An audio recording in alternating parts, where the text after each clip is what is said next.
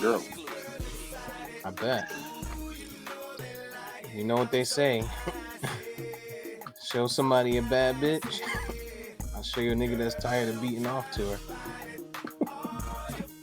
Wow. Yeah. Yes, yes, yes. It is the Castworthy Podcast, and we are back at you. I am Big Steve, aka Last of a Dying Breed, on the Twitter machine. Joined today by EJ the Savage and the VP of Research. It is Sunday, November 22nd. Oh man, a couple days before Thanksgiving. Uh, and we're here. It is again the Castworthy Podcast, where we can be found is Spotify, Apple Podcasts, Spreaker, Facebook, Instagram, YouTube, Incredible. uh, Incredible. Google Play Music, iHeartRadio, and soon to be Sirius XM podcast. That was submitted last night. So yeah, we're here, Incredible. right back at you. Your boys are here. What's going on, man? How you guys doing? How was the week? Incredible. Way to start off Yeah, I'm hanging in there. It was a good week. Right. man. Mm-mm-mm. Oh No, wow. not a Yeah. good week. Yeah, man. It was a Yeah. good week for me. Uh, I mean, let's get right into it. Thursday we had a versus battle. Jeezy versus Gucci Mane on the stripper stage Magic City. in Magic City. And yeah, what was you? Did you guys watch it? Did you guys both see it? I watched it. I was at a Yes, watch sir. party. A watch party. Yeah, yeah, for those, those of us who are actually black, not like you, it was widely celebrated. Bitch, please. You got one Atlanta friend. There was two of y'all in the fucking house. You call it a party. No, Tell me about this. Tell me about this party. nah, just a bunch of folks got together, What to was the take? what was the take? Yeah, what was it? What did everybody? How did everybody feel about it? You had you had one sole Gucci fan, Right, right, right. and it was funny because at one point he didn't even know what the hell Gucci was playing. He was like, "Yo, this dude is playing the worst songs that he could play in this battle." And then, after a while, Jesus just started killing them, man, and it was just, it's all downhill from there. Okay. So I took it as when you find two cats that are beefing, and you're like, yo, let's talk it out, and one of them comes and they really was there to talk it out, and the other one comes and they were there to fight. They're like, fuck it, I'm a steal on them, and that was Gucci to me. He came in, he's like, I know we're supposed to be here for music, but I'm gonna just go ahead and be extremely disrespectful to him, and specifically probably with hopes. He had the wish a nigga would attitude on, and hoping that Jeezy would act wild so that they could get it shaken. At least that was the take that I had there. Yeah, definitely the old bait and Nah, switch, man. hey, I definitely agree with Steve's take there. That definitely was the kind of energy it had.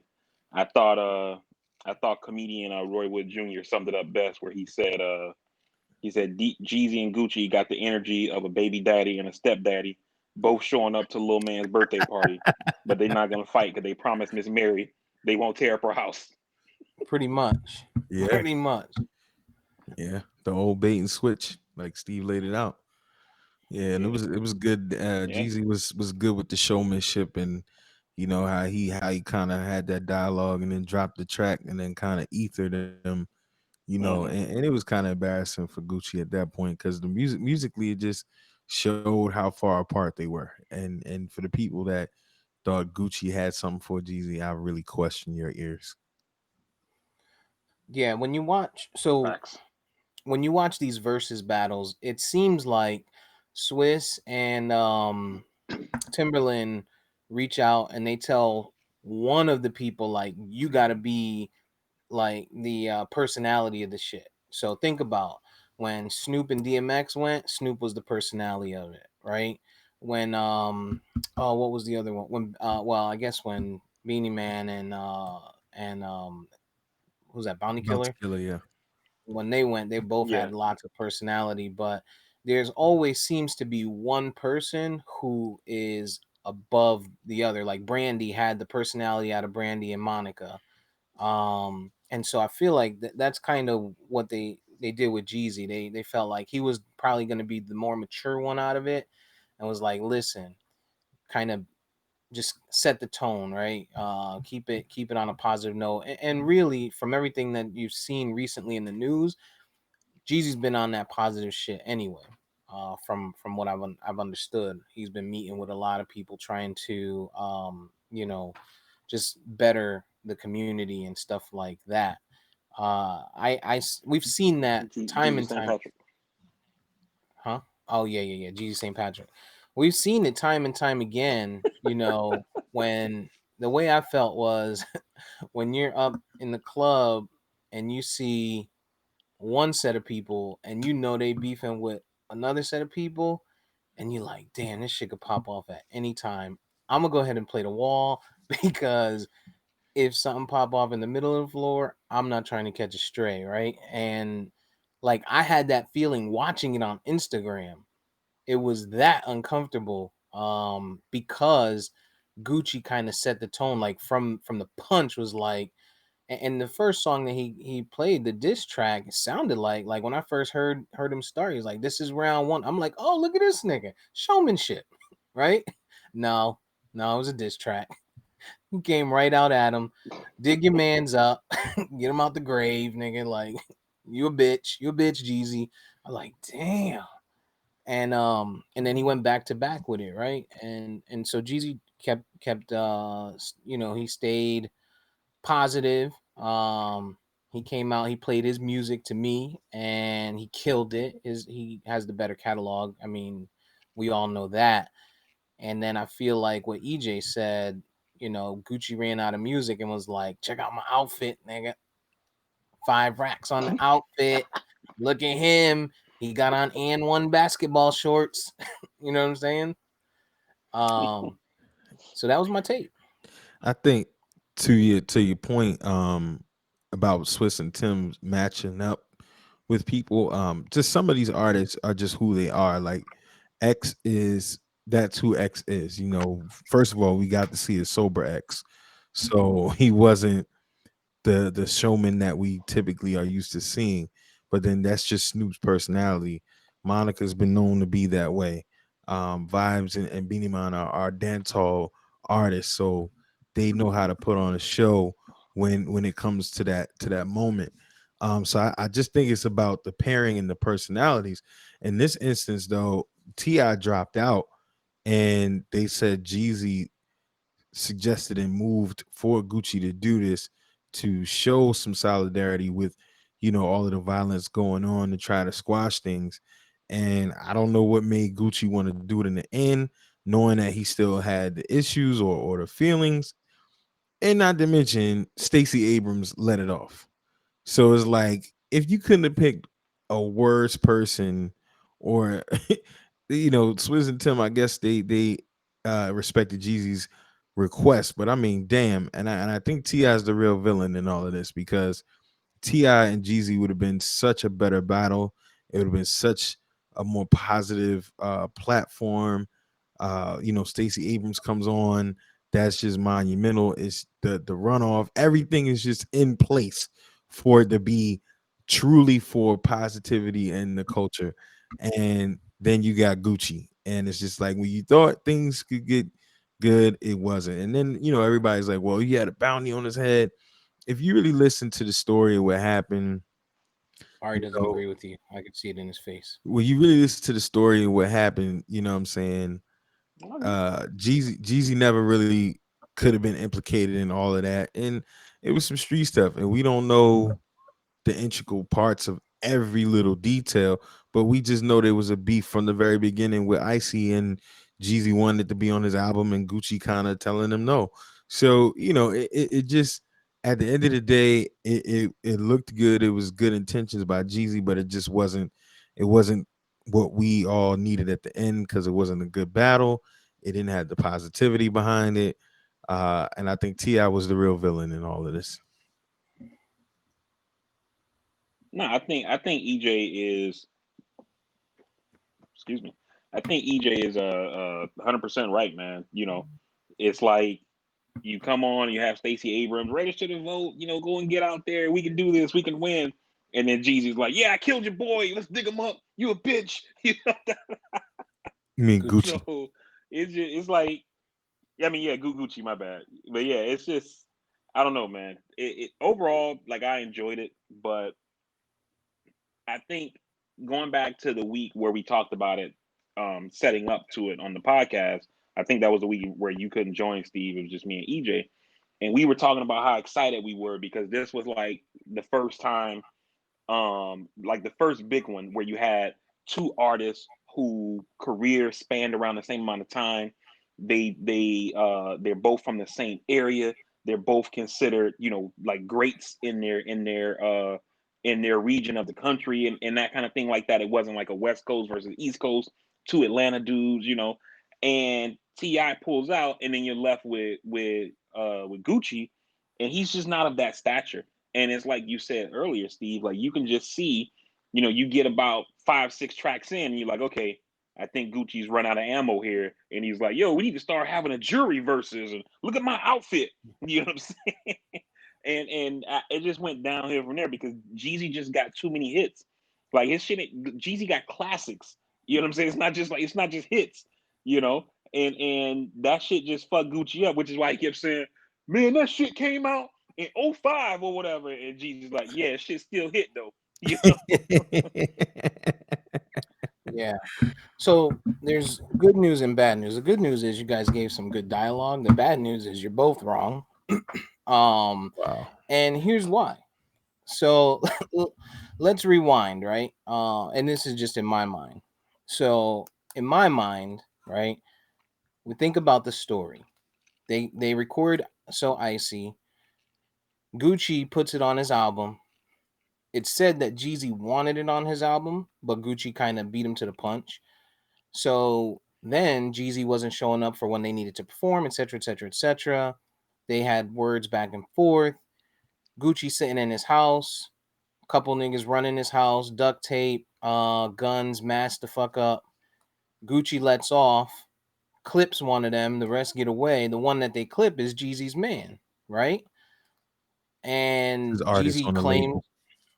and Jeezy claims from then until now that he had nothing to do with it, right? So if Jeezy can be mad, right? Like, we understand how that shit works. We understand how the street works. Like, nobody, niggas don't just be like, yo, I'm gonna go rob this dude. Like, EJ, like, I wouldn't go pop up on somebody that you did work with without you knowing that it could have an impact on you, your business, your big business, which is, music right now. So whether he did or he didn't, even still, you got to think, right? Gucci sitting there all these years, and even from day one, thinking this nigga tried to kill me.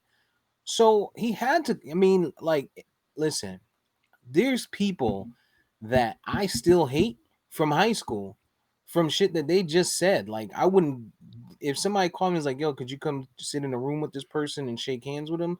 No. Fuck out of here. I got no business with them because I still hate them. And they didn't even try to kill me. Right. And I didn't kill none of their friends. So imagine, like, Gucci, even though it's 15, 20 years later, they're rich, he did his bid, etc. They came out. Still, he's got to have that feeling like you sent somebody at me, or even if you didn't send them, you had to be familiar, like you had to know. And so Jeezy took the high road, and people were hating on him and shit. And I felt like he had to because, you know, while he lost his man's was in the wrong. Like, your man's ran up in somebody's crib. It's not like Gucci ran up on him, out at the gas station and let off and put him in the dirt. You ran in this man's crib. That's a risk. That's a risk that you take. I I understand that, Steve, and I think that you have to allow for some room, even uh even if you can't really get come to believe it or whatever, that it's possible that Jeezy didn't know. Maybe his man's thought, oh, you coming for our king, so I'm gonna go for your king or whatever. You know what I mean? And I'm trying to impress the boss, kind of deal. You know what I'm saying? And so it could have been something like that or whatever. But I think I get your point on how Gucci should feel about it. But at the same time, if Jeezy was involved in this shit, tried to have you killed this man, he hates you, all these things like that, why would he extend you a platform that's going to allow millions of people to come to your music, that's going to put money in your pocket or whatever? You know what I'm saying?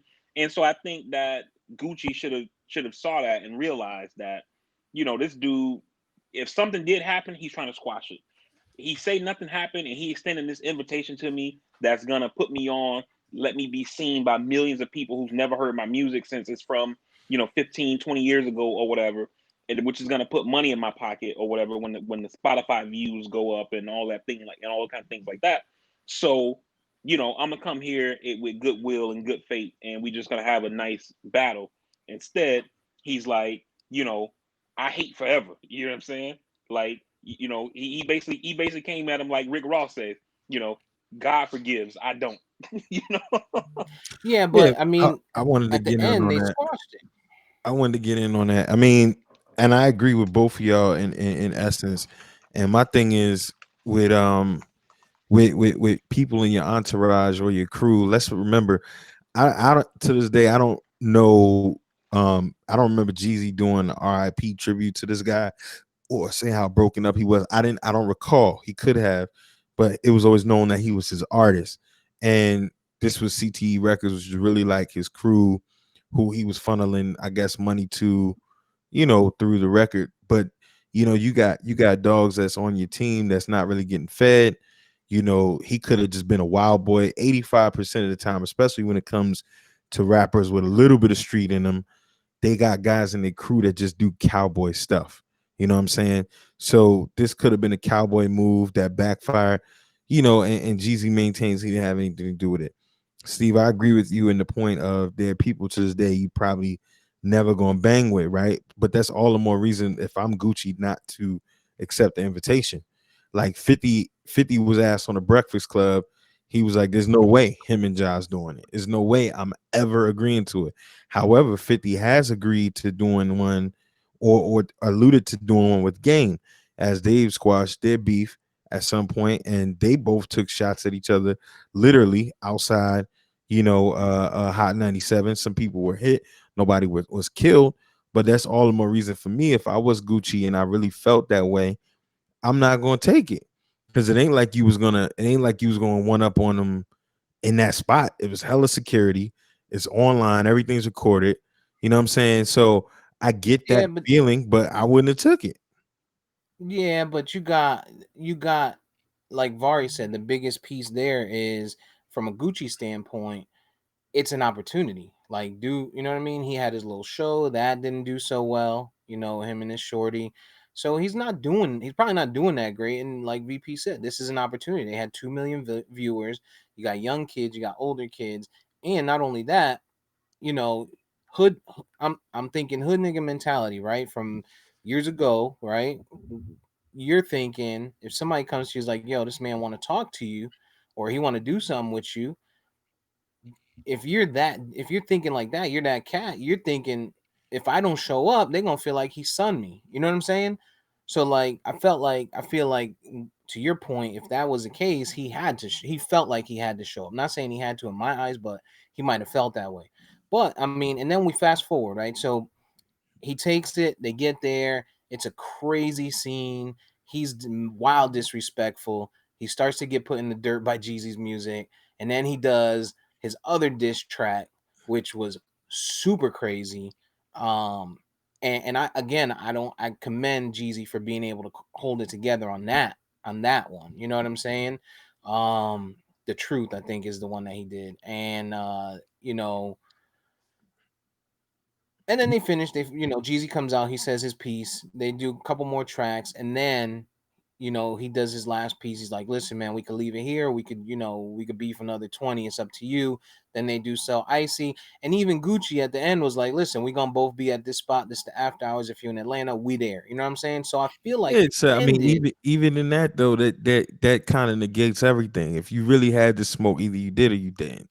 You know what I'm saying? Like it can't be both ways. I'm with you to that extent. It can't be both ways. You're never gonna see 50 and Jeffrey do it. You're never gonna see it. 50 said it. I'm never gonna do it with him. It's too much animosity behind it. It's too much. And like he's saying, I'll do it with game. And there's been shots fired. There's been years of distance. There's been years of physical confrontations, and he's still saying, "I'll do it with game, but I'm never gonna do it with Ja." So it's like either you're gonna be one way or the other, you know. And for me, it's just like Gucci's been successful with other artists that he's brought in between the Migos and other people. So I mean, Gucci has some he has some money. I get him saying I'm gonna take the bread, but what if that shit really did get ugly? Yeah, absolutely. But I mean, you got to remember again, we're going back to when you in the streets, or when you have that mentality, you don't care. You don't care. You get these additional 2 million views. Then you think about Timbo and Swiss. Every time somebody does a versus, they put how there's monetary impact to them, right? With all the views, all the follows, they start popping on fucking on Apple, and shit like that, right? They get so many downloads and stuff. So there's an opportunity to make money there, right? And sure, maybe to your point, you either come in and you pre-thought, I'm gonna be like, fuck this dude, I'm gonna come in, show my shit, and get the fuck out, or I'm gonna go in and I'm gonna piece it up. But potentially halfway through, he saw that this man was pretty much cowarding, you know what I mean? And I'm not gonna say Jeezy was a coward, but to that person, to the person Gucci was acting to be on that battle, he was basically making this man look like a coward in front of everybody, right? To him, right? Not to me.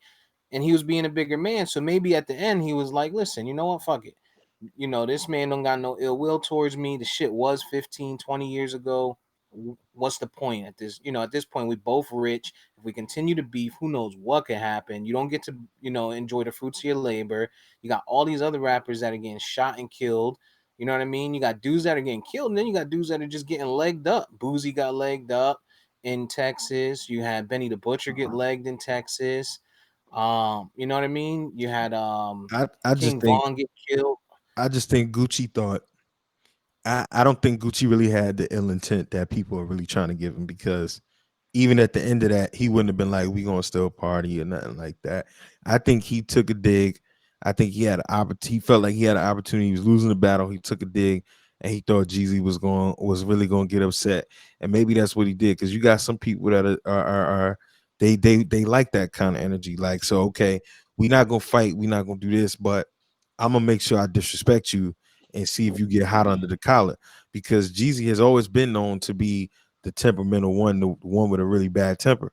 So maybe he was really trying to draw him out into that, just for a moment. Be like, you know what, you doing all of this positive stuff, but I'm gonna see I'll see if I could draw you into these waters. Because at the end of the day, if they pieced it up, he took the opportunity. He couldn't have really had that much smoke for him. You know what I'm saying? And that's my point. If 50 and Ja, if 50 who is if 50 and Ja was to do a versus, you talking about 4 times the numbers that these two guys got. The business is there. 50 is a marketing genius. He knows the money is there. He's rich. He's not Still, hungry like still, Gucci. Gucci hungry. still, I Jeezy, mean, he got Jeezy money, not but he don't hungry. got money. Jeezy not hungry. So he didn't have Jeezy's to. not, but Jeezy initiated it. Even still, We're talking 50, about 50 is still saying he would do a versus with Game, who is not gonna bring as much as a Ja would. It wouldn't be as monumental.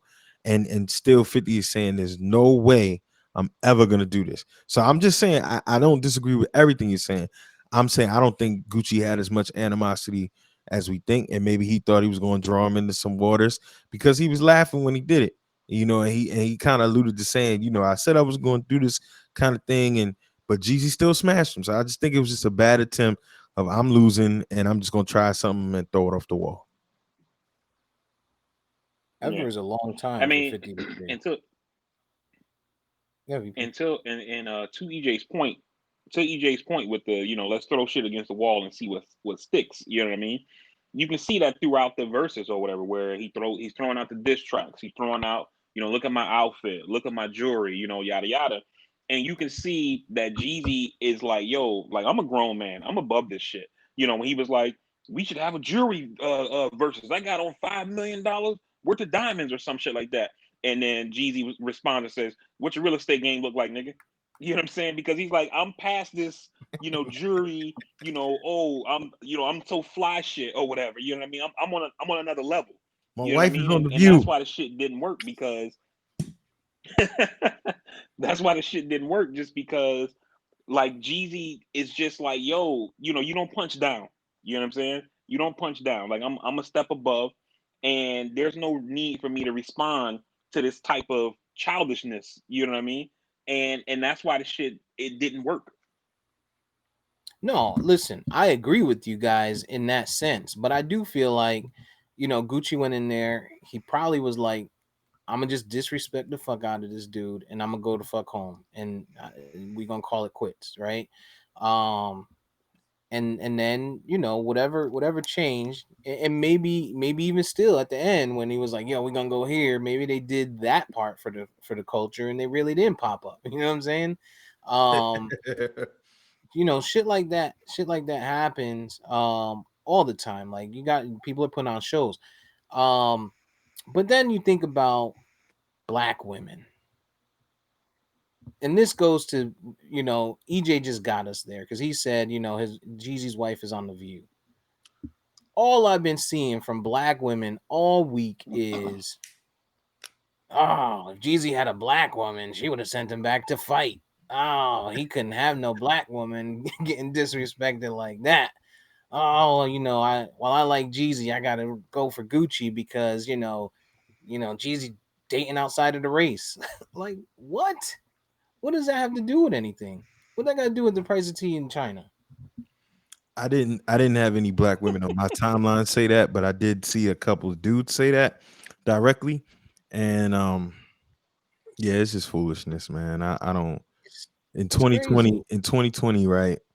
And I mean, this is going off to a whole other thing. But in 2020, when we're supposed to normalize not getting whoopings, normalize doing this, normalize doing that, we still worried about the ethnicity that people choose to be with. You know what I'm saying? Mm-hmm. And it's crazy because 9 times out of 10, the black man is only vilified for it. And whatever you want to talk about the statistics, the ratio, the any of that, it's just They like, not look, yelling at Kamala. I tell yeah, you that. yeah. I They mean, it's mad at just Jeezy, but they not mad at Kamala. yeah, I mean, it's just like at this point in 2020, man, just let people do what they do and keep the energy all the way across the board. Like, and that, and for any person of color to even have said that and had that message, it's one message to be like, well, he ain't with a sister, but then to be like, well, I'd have had him fighting. Well, what kind of dumb shit is that? It's millions on the floor, it's cameras everywhere, security everywhere. That's horrible advice. And for those people who said that kind of stuff, it's probably why you're probably single right now, regardless And of your broke. ethnicity. I didn't add the And broke broke. part. You know them, I don't. Jeezy's Jeezy's wife's on the View. What's her Jeezy, name? What's Jenny, something. Jen, I don't know Jenny if it's the May. View or yeah, yeah. That's the View, right? I didn't know she was on the View. One of them I'm looking damn her up. I shows, don't see nothing about the View. not the View. One of Okay, them damn so shows, man. I so don't she's know. on. All right, so one of them daytime talk. Okay, cool. I'm Yeah, looking one for of it. them Jones, Like I didn't man. know she was on the View. I thought so. Yeah, No, the real, go the ahead. real. You I'm guys sorry, the talk. real, not the View, yeah. the real, the Oh, real, the not real. not the Okay. View, the real. Same thing. Is that the one with Mal? That's the one with Yeah. Mallory, I right? but No, The real has sister shit. girls, right? It's got Sherry or one of them on there. I can't remember, man. I watched it like once or twice. But I Don't mean, worry. it's a syndicated show. No, yeah. So you got Don't worry. Adrian Bailon, Tamar Braxton, Lonely Love, Jenny Mai, Tamara Mary, Amanda Yeah, Seals, and Garcia. I can yeah, never say sister, sister. Buffets. I didn't know Sister. she was on there now. Garcelle Beauvoir. Wow. Okay, same thing. Garcelle Beauvoir. The lady from Jamie Foxx She's show. Haitian. All right, Vari, we get it. You're Haitian. We got it. Yeah, I botched it. Between you and you want to show us that you Haitian, EJ want to say Benaman. Nigga, you stop. You don't talk like that. Benaman, Bantakel. Nigga, how you always get a Jamaican accent when you say Beanie Man? Say it again. Benaman. Yo, you the same guy that when we were growing up, you refused to listen to reggae. Incorrect. To this day, he don't want to admit it, yo. I Invalid. played something for him. He was like, "Yo, But nah, what is this dog fart?" I will never forget that line. It was one of the funniest things I ever heard in life because I started to say it my damn self. He was like, "Yo, when a dog farts and it sounds like a bunch of shit." Said, "Don't Invalid. play that shit." That's you. Untrue. yo, Mm. that's how some of my homies when I was stationed in Japan, I had put on some buju, and they was like, "What the fuck is this, yo?" I was like, "This the real shit, dog." So sometimes you got to put the niggas on, man. You know, you can't stay locked Stop. up in a bubble. Cut it out. I So I mean, I'm glad to see that they actually got that done. T.I.'s a real villain. For the verses. I mean, Ti Agreed. he did get Gucci slaughtered because Gucci definitely got slaughtered. But I mean, Gucci didn't get slaughtered in Atlanta, right? And it's the same thing. Like when we sit down and we talk about New York versus battles, and VP be like, "Yeah, to you guys, this person would be doing blah blah blah and A and B and C, but to somebody that's in Texas, this person might win, right?" And so I think similarities for us. You and I have a New York ear. Vari has a don't stop get it ear, and that's about it, and Lil Wayne. And so other than that, it's you think about people in Atlanta, and there's a lot of people in Atlanta that were torn, that felt like Gucci won, and there were a lot that felt like Jeezy won. And so I think it just depends on what you were doing with that music, right? Some music makes you remember some things or a period of time in your life, right? While other music, either you just don't you can't connect with it or whatever the case may be. From a scale of just listening to Jeezy's music, to me Jeezy blew him out. I had it something like 14 to no, they did 25 tracks, so I had it something like 19 to 6 or something like that. Five most, and he didn't even um Gucci didn't even play some of the joints that I was aware of. Like I was in college when both of them were at their peak, and so I saw them in concert. And I mean, again, just Jeezy just got classic joints. I mean, he just does. I gave Gucci all 3 diss tracks because I'm petty as fuck. Yeah, me too. Like Same, I gave him those, right? same. And then he had one or two more that I was familiar with, because I don't know a lot of Gucci music. Actually, I probably don't know any Gucci music. So like the Lemonade joint, the Lemons or whatever that shit is, Hmm. like that one I've heard before. So I gave him that, even though it was up against a pretty good track. Um, and there was one other one that I gave him, but that was about the extent of what Gucci got from me. And everything else, Jeezy was just hitting. Oh, and I gave him and Yeah. then I thought it was so timely that Gucci played the joint with him and Drake, and then Jeezy came back and played the joint with him and Hove, and was like, "One up, hold that." Yeah, steady mobbing with Yeah, that shit, Wayne was man. a good one. But yeah, I mean, Yeah. he didn't even play Gucci didn't even play the joint he had with Trey Songz, which I thought was a great one that he didn't even play. He played Freaky Girl, was definitely a winner, but Jeezy had so many joints after him. He just had Yeah, so many joints. Yeah. and they didn't flip either, right? Cause So I Gucci didn't have any chance to be strategic and put anything after something that Jeezy played. Yeah, they just yo, went at Steve, it. I'm glad you said that, Steve, because I thought it was just me. I was like, I don't feel like it's flipped, but maybe I missed something. Maybe I stepped away for a second or refreshed my screen and missed it. But it never seemed like they flipped. So I thought I was, I wasn't sure. Nah, they just went back to back to back to back. But I mean, yeah, I'm looking at Gucci has some joints that you like if you know just enough. But again, this dude just he didn't even play the 4 in the morning track. He played a lot of different joints, but again, Jeezy just got the better catalog. It's just, I mean, Yeah, it he has ain't a got nothing to far do with better being from the catalog. South or the North or what your ear is. It's just certain songs are Oh, better. it does though. It does though. It does. I mean, when everyone has an opinion, right? Mm. So, that's what I mean. I don't mean when you're looking at the music, right? Because obviously Jeezy's career has been way better than Gucci's. I'm talking about the people because we're saying, if you had Gucci winning, you fucking crazy, which I agree 100% with you, for the people that thought that. But I can understand like for me, if somebody sat down and they put Lil Wayne versus Jay-Z, or like you and I talked about, Lil Wayne versus T.I., right? Um, there might be somebody that's on the T.I. side where for me, I don't even think it's a fucking question that Lil Wayne is gonna murder him. And Vari knows I don't even like Lil Wayne. But I don't think it's again. I don't think it's a region thing. I think they're just Gucci fans are certain kind of people. Like Wayne and Ti is not a good comparison because whether you like Wayne or not, you gotta acknowledge that there's a period of time where he was spitting bars. He had good songs put together, same as Ti. He Gucci had good fans, songs, spitting shit though. well, debatable, but Gucci fans don't listen to his music for his bars. The Gucci fans listen because it was like ratchet and it was one way 90% of the time. And a lot of his fans are females because they like, that club time. You know what I mean? They like that what it gave them. Jeezy and Ti made the more sensible battle in the sense that both these guys strung words together, they strung bars together, and they were with,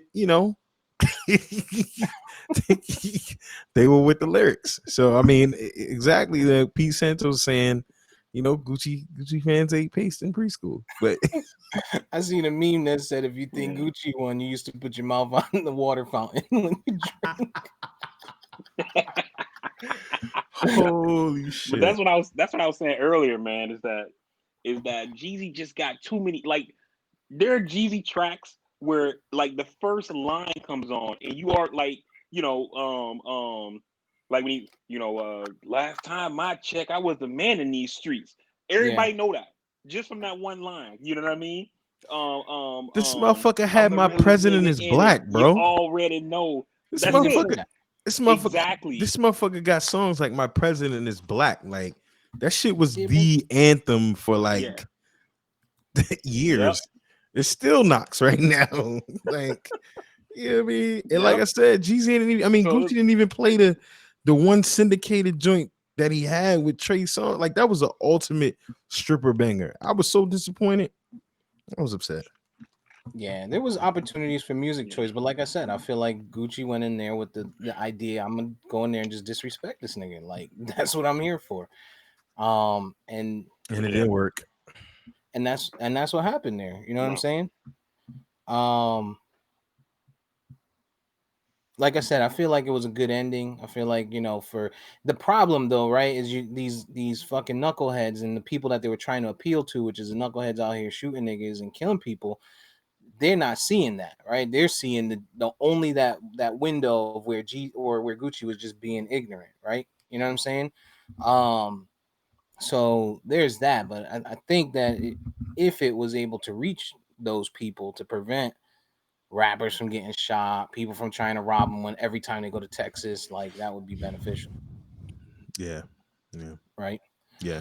Um, yeah, man. So there's that. Let's recap real quick and talk about last week's football standings. Our picks. Vari, you had a bad week. You went 8-6, which puts you at 84 and 44 on the season. I went 10-4, 81-47 on the season. EJ, you went 12-2, which puts you at 78-50 on the season. So that window is closing on you, VP. We Coming up have So the it sounds like rear. you're saying even when I lose, I don't lose. I'm coming up the rear. pause E- a Even little when bit. I This nigga, this Pete Buttigieg's ass nigga. E- I'm coming up the rear. Wow. Wow. wow, Wow. wow, wow, Oops. Oh my gosh. wow. This is why we can't ever get anywhere There's as an a edit as spot. a political Yeah, podcast. Should I edit that? yeah. Should I take that out? It's too late. What's the timestamp? 40 minutes? All right. It's too late. Oops. It's on Facebook now. Sorry. Shout out to Oh, Pete. yeah. Shout out to Pete Yeah. Buttigieg. Damn. I just Yo. caught that. Oh man. Okay, so let's talk about this Wow. week's games, man. We missed our Thursday pick because You. I mean, yeah, I saved you guys losses, let's just say that. And Thanks. let's get into this week's picks real quick. We got the Titans going into this week is going to be an interesting week. A lot of interesting games, and I think VP there might be some catching up this week because I'm sure you're gonna make some shitty picks this week. That is without question. Our I first mean, pick. if Go people ahead. say, you got to learn from history. People say you got to learn from history, and then, based on the record, I don't make bad picks. Right. I mean, depending on which First history place, book you're first looking place at, on Pick'ems. First place on Pick'ems. First place in fantasy. Yeah. I mean, the history book always All I also do shows is win, win, win, no matter what. Mute this motherfucker, please. this is the first year he's ever been anywhere close to first place in anything. Now we got to deal with this. All right. So we started something last week, VP or EJ. If you didn't get a chance to subscribe to last week's episode, we have these three things segment.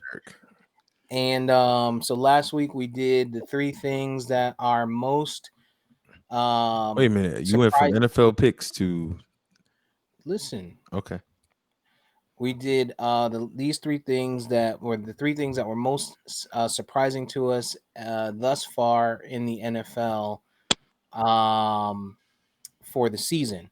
This week we're going to go these three things and the three things that kids these days will never experience. So before we start making our picks, let's do number 3. Have you guys had a chance to think about that? Dial up internet. Dial up internet. Ooh. You mean Ooh. somebody picking up the phone, Bang, bang, knocking you bang. off? Get your ass off the phone, boy. Ah. Right. I need to use the phone. You got to get offline. But I'm right in the middle of downloading a picture. Exactly. Yeah. Downloading Been the there. picture, eh? Yeah. Well, I mean, you know. Send to receive. Play is going to play. What you got, VP? Yeah. I would Number say, 3. I mean, maybe it's not a bad thing. I would say maybe it's not a bad thing, but it's one of those things that we had to do. You know, kids having a second job, moonlighting as a remote control. No, I still make my kids do that today. I am that guy. Turn the TV down. Mm-hmm. Calling them Yep. from the next room. Yep. Steve, Yeah. turn that channel for me. Right. But it's right here. Yeah. You sitting right in front. Matter of fact, we got a remote. Well, hand Right. it to me when you finish. Right. God damn. Mm-hmm. All right. My number 3 is they will never experience banging on somebody. Like when you done talking to them and hanging up the phone, like with anger. No, hitting the end button just don't have the same, Energy. just doesn't same energy or impact of slamming the phone down on the handset and the other person hearing it right before the call disconnects. So that is my number That's true. 3. All right, so Yo, let Steve, hearing you say the phone reminds me of this video I saw on Instagram where the dude was trying to show like the difference in ages or whatever, and he asked his wife, he's like, if you was making a phone call, well, how would it look? And the wife like goes like this or whatever, and then he goes to his kids and was like, how would it look if you was making a phone call? And they were like this. yeah, it's true. It's true. Yeah. All right, so let's do some picks here. Game number 1, we have the Titans going into the Ravens. I'm sorry, into Baltimore. Both games, or both teams rather, are 6-3. I haven't heard of any major injuries in this game. Baltimore just hasn't looked like they just haven't looked very good, man. They Yeah. are, but their defense is. They're only giving up 18 games a week. 18 points a week. Titans had a rough week last week. They got stomped upon on what was that, Thursday Night Football, right? By Indy. They just look bad. I mean, What you guys got? you can't count last week though for Baltimore. They were playing in a goddamn tsunami. No, I'm talking about Tennessee. Tennessee got Oh, stomped okay, on okay, last week. Yeah, yeah, yeah. Baltimore actually made it a game. gotcha. They lost, but they made it a game. All right, so we got Titans going into Baltimore. What you guys got? I picked against the Ravens last weekend, and I'm gonna pick against them again this weekend.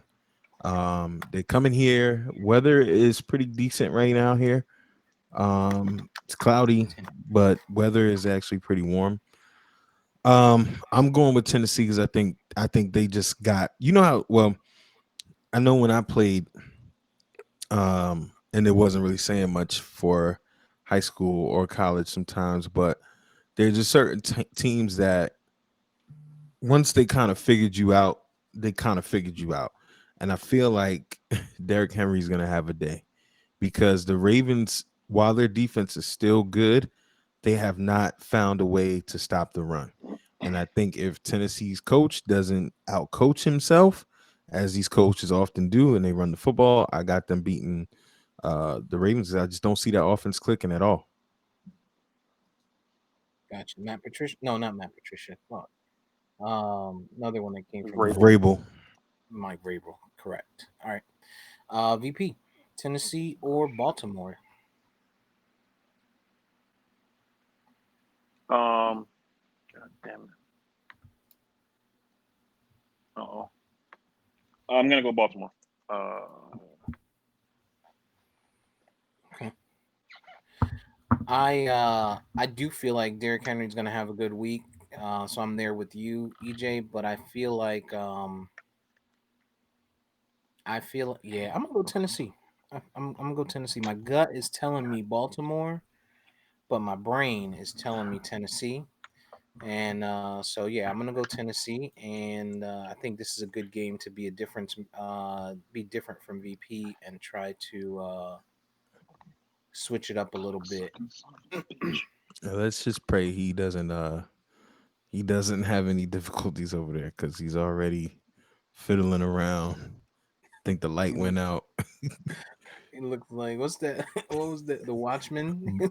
Oh, the Blair Witch Project. It's looking like the Blair Witch Project right now. uh, Oh shit! In the woods, like. we got Silhouette Vari over there. Hmm. All right. Game 2 is Detroit going into Carolina. Galladay is still out. McCaffrey is back out or still out. Teddy Bridgewater was questionable, but he is actually going to play. Matt Stafford was questionable this week, and He's they're gonna saying play. that he's probable to play as well. We've got Detroit, who is 4-5. The Panthers, who are a lowly 3-7, which they don't look like a 3-7 team. They haven't looked like a 3-7 team this season. What you guys got on this one, EJ? I want to go with Carolina because I think Stafford is. I think Stafford is probably rushing it back. But the problem with that is Teddy Bridgewater's hurt. So this is going to be a crazy game. I'm just going to go with the home field advantage, and I'm going to go with Carolina just because. Carolina. Okay. I feel good about Carolina. Mike Davis has looked good. Teddy started finding a way to use Curtis Samuel, um, and DJ Moore. But Robbie Anderson has been kind of pedestrian lately. On the Detroit side of things, they're also without Danny Amendola, which is big, and without Swift, who was going to be their Swift is young. out this week. Swift is out this week. Yep. Damn, what the hell? He just had a good game last week. Had a great game on my bench last week. So I am with you. I'm gonna go Carolina. I feel like Teddy's gonna do enough to get it done, and yeah, I don't think Stafford's gonna have enough weapons this week. VP. VP Um, which game is this again? Carolina and Detroit. At Detroit, Carolina. yeah, at Carolina, correct. At Carolina. Um, I'm gonna go Carolina here. Carolina, all right, cool. Next up we have Philly, going into. Can I say that I can't spend more than an hour with E because he says John, like them bums from Philly. John. Like I hate that. Like when I hear that, it makes my ears burn. John is a universal word, man. It's a noun. It's a It's noun in not. a it's a It's noun. It could be a trash. lot of different things, man. You get used to it. No, no, you don't. It's I'm going trash. with who did I think I Wait, was going with? Philly. are you saying John like the name, like John John. Wick? No, like John, like JAWN. Like if you're from Philly, it's like it's like it could be anything. It could be John could be that car. It could be that cheesesteak. It could be that thing. It's just that thing, or it could be that woman. It's just interchangeable with a lot of different Gotcha. things. It's It's a Philly. joint. It's It's joint. It's joint. just their way of saying Like joint. joint. Yeah. Yeah, because they're assholes. That John. All right. Philly going into Cleveland. No Miles Is it Garrett. no Miles Garrett? Alshon Jeffrey came back last week and did not touch the ball at all. I think it's time he retires.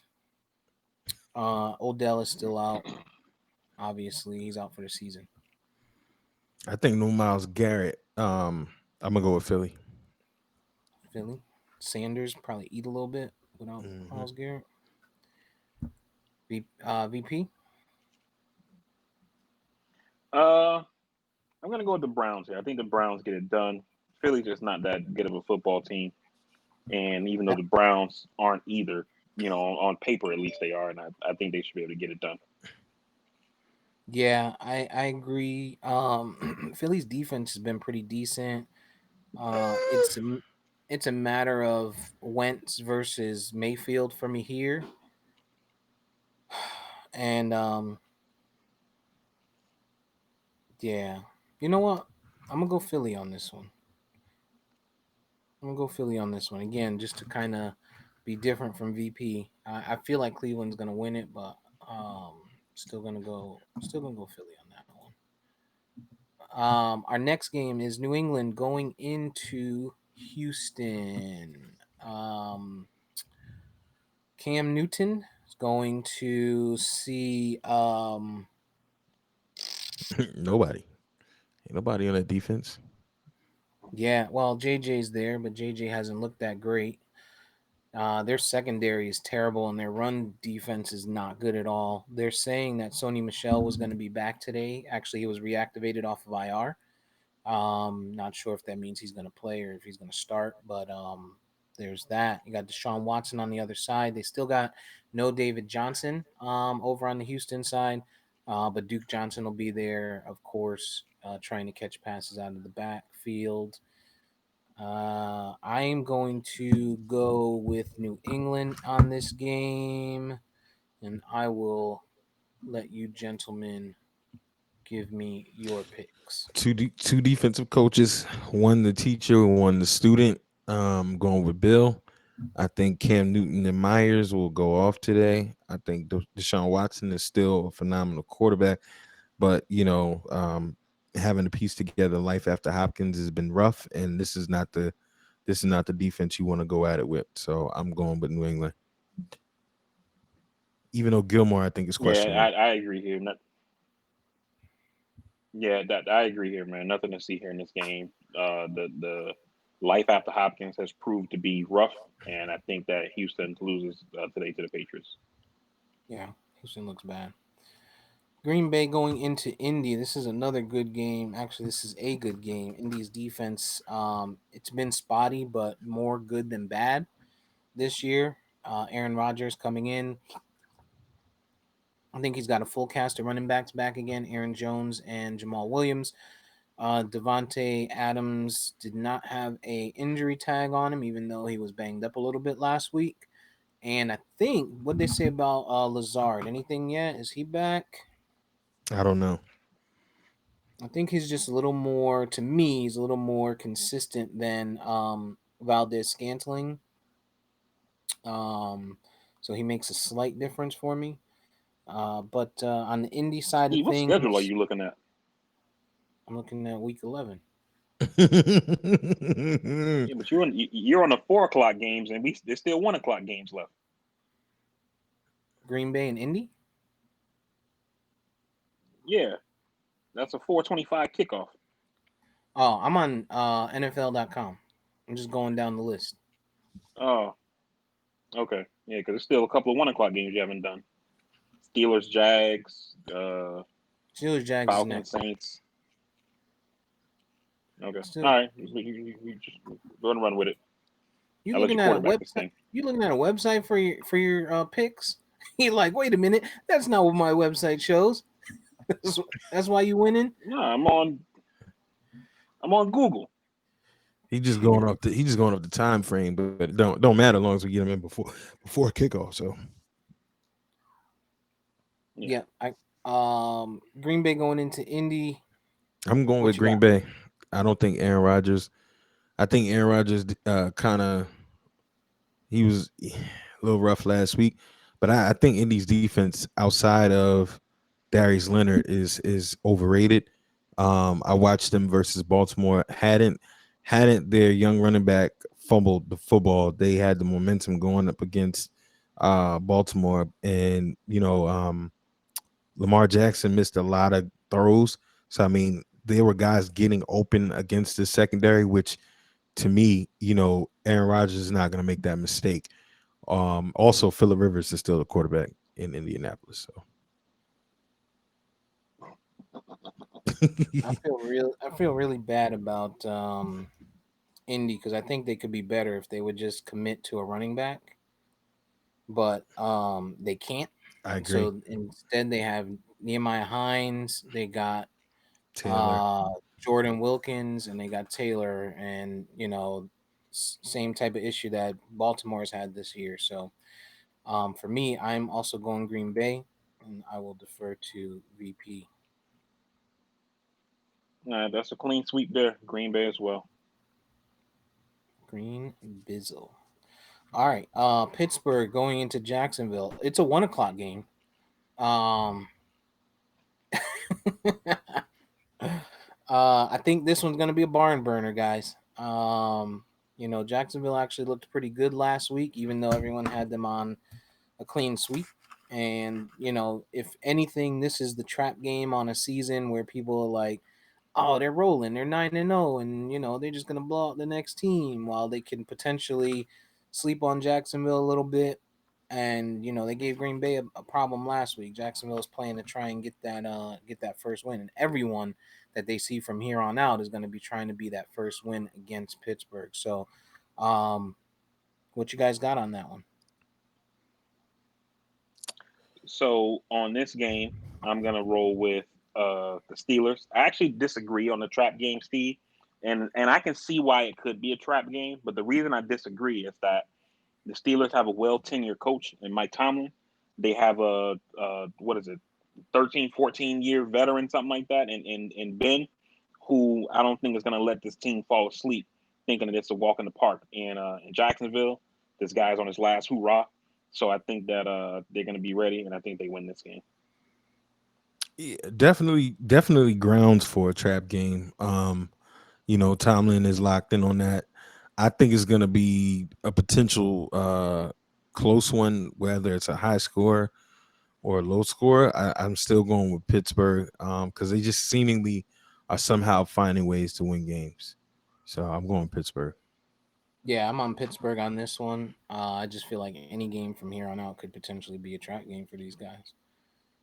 Just going in and kind of downplaying to a team that just doesn't, you just don't think is going to be able to give you that work. And next thing you know, you looking like Green Bay did last week. But I mean, they have the makeups of a season remaining that's made up of Jacksonville this week, then Baltimore, Washington, Buffalo, Cincinnati, and then Indy, which they should probably win all of those games, with maybe the exception of Baltimore, or possibly Buffalo, right?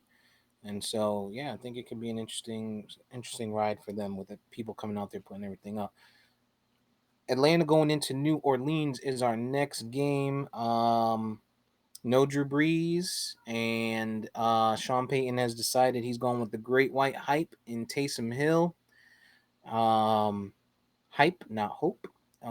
And I don't think that's a good idea personally. I think Jameis broke the touchdown record last year. I'm sorry, he didn't break touchdown record. He threw for 30 some touchdowns last year. Although 31, he yeah. did break although he did break the interception record last year. But he still threw for a shitload of touchdowns with less talent, right? He had a Mike Evans over there. He had a rookie, um, Godwin, no running back. Where on this team, it's a much better offensive team for him to work with. He looked like shit last week, but we tend to see that when guys come in at the end of the game, they haven't practiced with the ones in ever, right? And so he looked bad. So they're gonna say that's the reason they went with him. But yeah. So what do you guys think on this game? Atlanta going into New Orleans. I'm going with Atlanta, just simply because I don't I don't understand the logic of Hill getting the nod. I can't say that Jameis looked bad last week when he came in because I thought he completed like 4 of 6 for like 70, but I'm not for sure. But again, this guy has starting pedigree. Um, the whole you went out to go get him, and you got him to back Breeze up. If you thought Hill was any good, why go get him? And Hill hasn't thrown, I don't think he's thrown 10 passes in 2 seasons. So the logic is just not there for me. And even when he did come in to throw passes, he looked terrible. And I just, at this point, because they did that, I just hope they lose. Got you. VP. Yeah, man. I have to go with Atlanta here. I think Sean Payton is trying to be too cute by half. I don't know if it's the contract situation with Jameis. I've read that he has like some type of like minutes played or passing attempts incentive in his contract where he'll be paid an extra $1.8 million if he passes a certain threshold. So I don't know if it's that kind of thing that's leading to them making this decision. But in Taysom Hill, man, you have a guy who has attempted in his entire career, he's attempted 18 passes. His entire career. And this is the guy you go to put in for your Hall of Fame quarterback when you guys are actually in the hunt for a playoff run. When you have a guy who is a 4 or 5 year starter, and it's not like he hasn't started in years. He started last season. You know what I mean? Like this shit makes absolutely no sense to me, and I think that they're gonna get bit in the ass by it, and they're gonna lose this game. Yeah, I'm with Atlanta with you guys. I just feel like Jameis was the better choice to start here. Although I can see Jameis getting in at the end of the first quarter if it looks terrible. I And would they put and they signed Trevor Simeon, I think, which is also an indicator that you don't have any faith in Hill, and you just want more security. So yeah. If it's me, I'm putting Hill on a very, very short leash. They're maybe hoping, to me, he's a gimmick guy, and they're probably hoping the gimmicks pay off and he can get some rushing yards and then open up the pass. But he's not. I mean, and who knows, right? Maybe he's shown them something and he comes out and we see some shit that we didn't expect. But like VP said, history tells us a good story, and the story that we got from this one is that Jameis is probably the better option. So with that, I'm gonna go with Matt Ryan, coming off a bye. I think they're coming off a bye, if I'm not mistaken. And Calvin Ridley's back too. Calvin Ridley's back healthy. So yeah, Atlanta it is for me on that one. Let's move forward to Cincinnati going into Washington. It's the Washington football team with Alex Smith with his mechanical leg. Um, and Cincinnati, we got the young kid Joe Burrow out there getting it done. Not winning, but getting it done. What you guys think? Rookie of the He year, Joe Burrow. Joe Burrow had a tie with Philly when Philly still had a respectable season at hand. The NFC least is just bad this year. I think Joe Burrow has them figured out. After his run against the Eagles, I'm gonna go with Joe Burrow and Cincy here. Okay. Yeah, VP. I agree as well, man. Washington is they're just a bad team, and NFC East overall is bad. Um, and so I think Burrow gets it done. Um, and I feel sorry for that kid because you remember the rumors that he didn't want to go to Cincinnati. He was hoping Miami would move up to take him, number one. No, no, never heard that. Um, No, Yeah, nobody no, was hoping no, Miami. no, no, never heard that ever. This guy. He's I'll from Oh send my you. Ohio. god. He's from He was Ohio. I probably never heard hope that. he was I'll send probably the hoping articles. someone would move I'll up. send. Not, but this guy just slots in I'll Miami for send. everything. You think he'd get to a I'll five send you. and I'll three send the record? articles. Oh my I'll send the god. articles. Miami Oh wins a my couple god. games. I will Barry locate. makes a couple good picks, and now everybody wants to play in Miami. Jeez, this guy thinks Miami. I will Oh my! send the articles. I will He send the was hoping receipts. anybody would move up. Anybody would have been better than going to Cincinnati. He's from Ohio. He's from Yeah, but Ohio. He still. ain't trying to No, play for the Dolphins. So is LeBron. so he knows how bad they are. Right. So is He wasn't LeBron. play, he wasn't trying to play for y'all motherfuckers. LeBron's from Ohio too. Yeah, he went to Cleveland. Yeah. Yeah, mm. That was his first decision. I mean, LeBron is LeBron and basketball is That basketball, wasn't but even his decision. See what I did there? VP. So I know you were saying, oh, you're going Cincinnati because you think that Joe Burrow wants to play for Miami, right? mm-hmm. I mean, it's too late now. You know, We got two of I'm like, like, right. like, like the little girl on Forrest Gump. Seats taken. them. You did that so Yeah. well. Washington's defense just has been so not so good, but they've been pretty good. They've been keeping them in games this year. Their offense just can't get right. But Cincinnati doesn't have what it takes, I think, to stop Scary Terry. And if Alex Smith can get that check down to McKissick timed correctly, because he missed some big plays 2 weeks in a row, big Mm-hmm. passes to him that could have had them win the game. But I'm gonna go Washington on this one. It pains me to say it, but that's who I got to go with today. Mm. Dallas Cowboys going into Minnesota. Our shitty ass coaches decided they're going with the red rifle instead of the young boy Gilbert. Um, Minnesota just Gilbert came off or of what? His last name is Gilbert yeah, for the Cowboys. yes, not Danucci. Oh, okay. No, the one that played here in Orlando for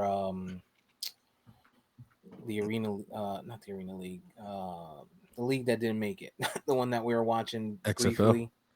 XFL, yeah, yeah, Got it. yeah. Okay. that was who started for us last time, and he looked really good. I I heard mean, that. I like what I saw, but they're gonna go red rifle on this one. I guess because they're paying him 5 million or something like that. Yeah, Minnesota's coming I'm off a going win on Minnesota. Monday night. Minnesota for EJ. They're averaging 3 touchdowns a game. I'll take it. V- VP. Um, hmm. Yeah, I'm gonna go Minnesota, man. I think it's too much disorganization in your organization, so I think Minnesota gets it done here. I'm going Dallas on the comeback from the bye with Zach Martin coming back healthy to possibly get Zeke open, open holes rather. Pause, and then just hopefully they had a chance to look at the playbook in the bye week and say, all right, can't make these throws. So I'm going Dallas. Kansas City is going into Las Vegas. Last time we were all on Kansas City, and Las Vegas beat them up. What you guys think? I'm going with the Raiders. Just because I Raiders. just think they've been chopping wood all year. Hey Um, yo. they, I I think they're fighting for their playoff lives, obviously, because the Chiefs are gonna record wise are gonna have that slot, and the AFC is kind of jam packed when you look at the playoff picture. And I just think it's something about them boys. I think Gruden is tapped into to finally get him playing with a chip on their shoulder. So they're at home. I'm gonna take them in a close one against Kansas City. I'm fighting for my playoff life because everybody want to keep getting hurt on my teams in fantasy. But I digress. VP, who you got? Kansas City going into LV,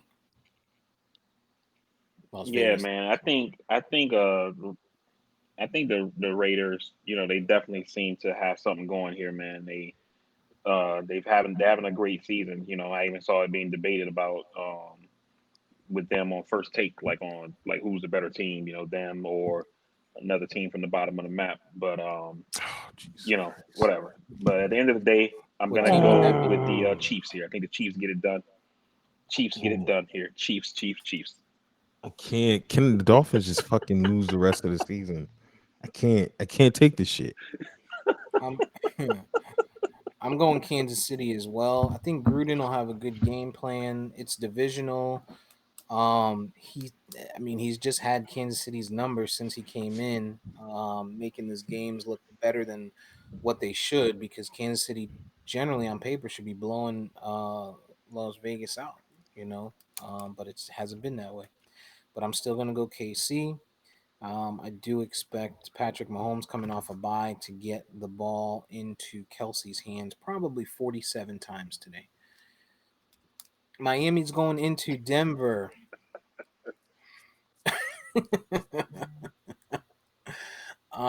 Miami is going to me, I think they're gonna fuck themselves over.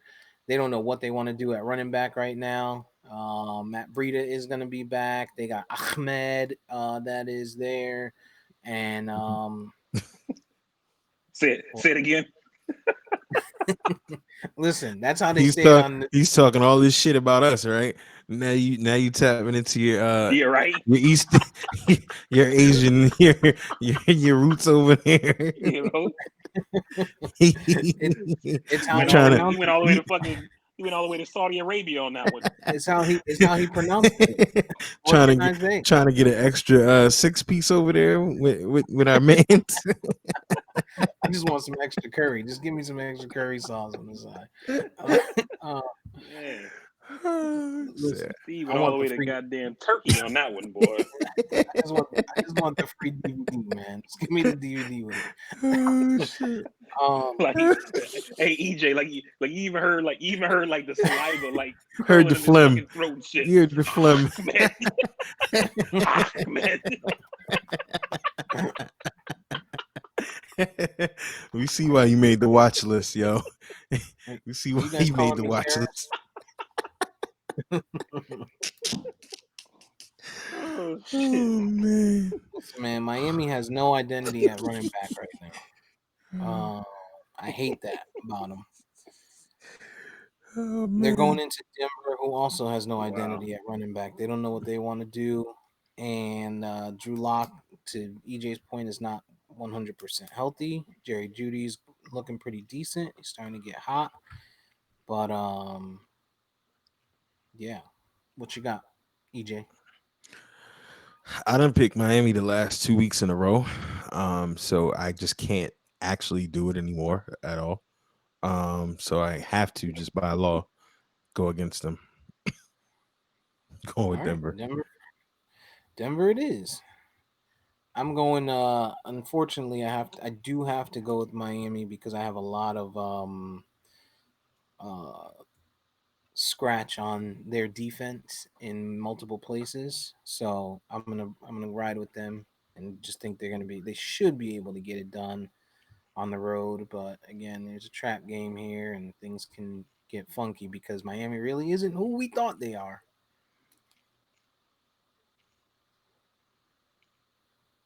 We know who Yeah. he's picking. This this is a tough call for me here. Is it Um, should be.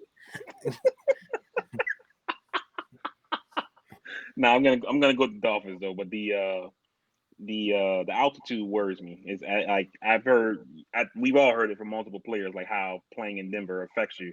So with the team being so young, it kind of it's concerning for me. Yeah, but Tua's used to playing on top of volcanoes. Like in Honolulu, he altitude means nothing to him. That dude, he's an interesting individual, man. What? the Oh man. We got the Jets going into the Chargers, that new beautiful stadium, SoFi. That's our other. Oh, he just left.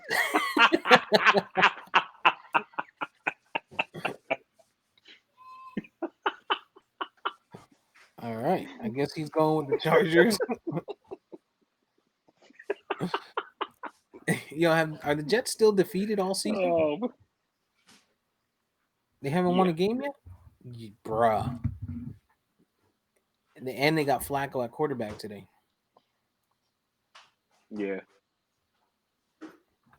All right, let's go to the Rams playing Tampa Bay on. How is that Jets game not flexed? Is that the Sunday night game? Are we No, done I don't think. already? I Did think the we Sunday night already was the Chiefs game. move on? Did we move on to the next one already? The fuck? What? I don't know. I don't know why NFL has the in this. You're right. Okay, yeah. Jets Chargers. All Yeah, right, last game. The Chiefs Raiders is the night game, not the Jets. No, we're Okay, 4 o'clock, 4:25. 0-9. I It's mean, actually Flacco at 4:05, started. but okay. might as well start at 4:25. They could probably not even start. I think we already know what's gonna happen. All right. The Rams coming to Tampa.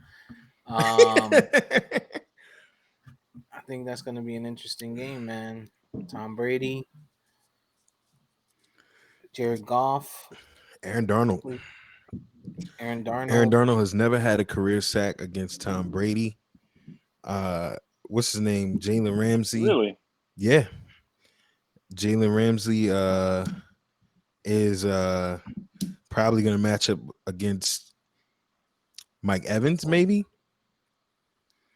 Antonio Brown out there. I don't know. It's going to be a That's tough a one. that's a lot of fucking weapons, bro. Yeah, Whew. I think Jared Goff is a question mark. Yeah. What you got, VP? Right along with what EJ said there. Jared Goff is the question mark here. I mean, think about what the Dolphins defense did to Jared Goff, and now he's going up against the Chargers. You know what I mean? How did Um, you find a way to talk about the I mean, Dolphins my on 10 out of 12 of the I mixed it games up. we I mixed talked it up. about? Hey man, from the bottom of the map, man. 50 round clip on the bottom of the strap. Oh my god. But Mute this guy. yeah, I mixed up my analogy here. But anyway, I'm going with Tampa Bay. They got too much Too much weapons. That's because you was TD. wrong. That's because you was dead wrong. Todd Bowles, man. Todd Bowles, I shit on you earlier in the season, and then you shut me up, and then you did what Todd Bowles normally does and changes shit up, and y'all been having a rough streak of stopping people. However, I think the Chargers' run game has been a problem and will be a problem. Cooper Cup, Thank goodness they're playing the Rams. huh? Thank goodness they're playing the Rams. Yeah. Uh, Cooper You Cup. said the I Chargers mean, I'm run sorry, I game, meant the Rams. LA, the LA and the colors being similar. I'm sorry. but they Cooper also Cup, have had running back issues too. right. And Cooper Cup, I think, has been quiet.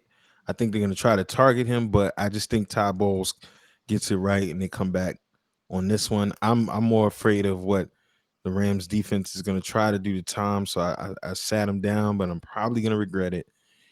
Yeah, but I'm gonna go with Tampa. I think this can turn out to be turn out to be a shootout a little bit. They got to give Jared Goff a just a good pocket, and I think he can get some things done. He's gonna have to get the ball out quickly. But Tampa Bay has too many weapons. It's amazing though to me how many teams have no identity at running back this year. Baltimore, Detroit, New England.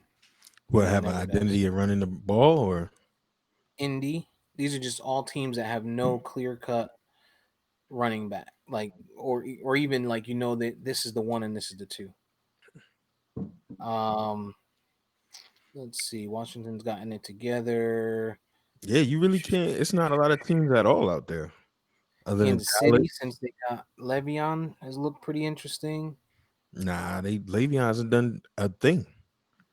I mean, the two of them, like Clyde Edwards-Helaire was looking good before he got there, Got there, yeah, and and I now said that would happen. I literally said Le'Veon that would got there. happen. Denver has no identity at the running back. Miami has no identity at the running back. The Jets, the Chargers, and the Rams, and even Tampa. Dude, like nobody's really. I mean, Tampa's starting to show some structure because they've been going Rojo pretty consistent, but Arizona was the closest thing with Drake, but he had his struggles, and then you got Edwards is kind of Edmonds Chase Evans, is yeah, kind of doing it, but then Kyler Murray's the best running back on that team, same as the Ravens. So, yeah. And then Thursday, we got a shitload of games Thursday because it's Thanksgiving. oh, did What we pick get you all of want the to take? picks for the? So I went Tampa. Vari went Tampa. Yeah, I went Tampa as well. Okay, and is that it? Is that it? And next on to Thanksgiving. That's it. We got a short slate, I think, because they put so many people on bye this week. There's one, two, three, four teams on bye this week. Bears, Niners, Giants, Bills are on bye this week. Ain't that right, VP? Mm, all them buy players you got, buddy. He's gonna find a way. He'll find a way to talk about Miami. All right. I So, do have Tua starting today. oh, Who are the Thanksgiving games we got? who'd you sit? Well, I had to send Thanksgiving. Josh Allen because he's on bye. Oh, yeah, you Yo, would have. that's a good point you just asked, EJ. This is what's crazy, right? We're basically, or we should be, locking down again because of how coronavirus is surging out of control in the country. 180 some thousand cases yesterday. Deaths are going up. We're getting to almost 2,000 deaths a day. Everything in the country is going to shit. A lot of people aren't going to see their families because they're trying to stay away because of COVID. And we're going to be forced indoors to watch the shitty ass Cowboys and the Detroit Lions on Thanksgiving. Mm, the Cowboys actually playing the Skins, I think, right? Or the Washington team. Yeah, Oh Cowboys, my God. Reds, Cowboys, Washington, Texans, Lions, Ravens, Steelers. A lot of games on Thanksgiving. Oh no, that's it. Those three. They start Ravens showing. Steelers is going to be interesting here because it's always good when they come to town because I think it's no, it's in Pittsburgh actually, Yeah, it's in Pittsburgh. but it's always good when they play each other for the city. But yeah, I think that's an 8 o'clock game, right?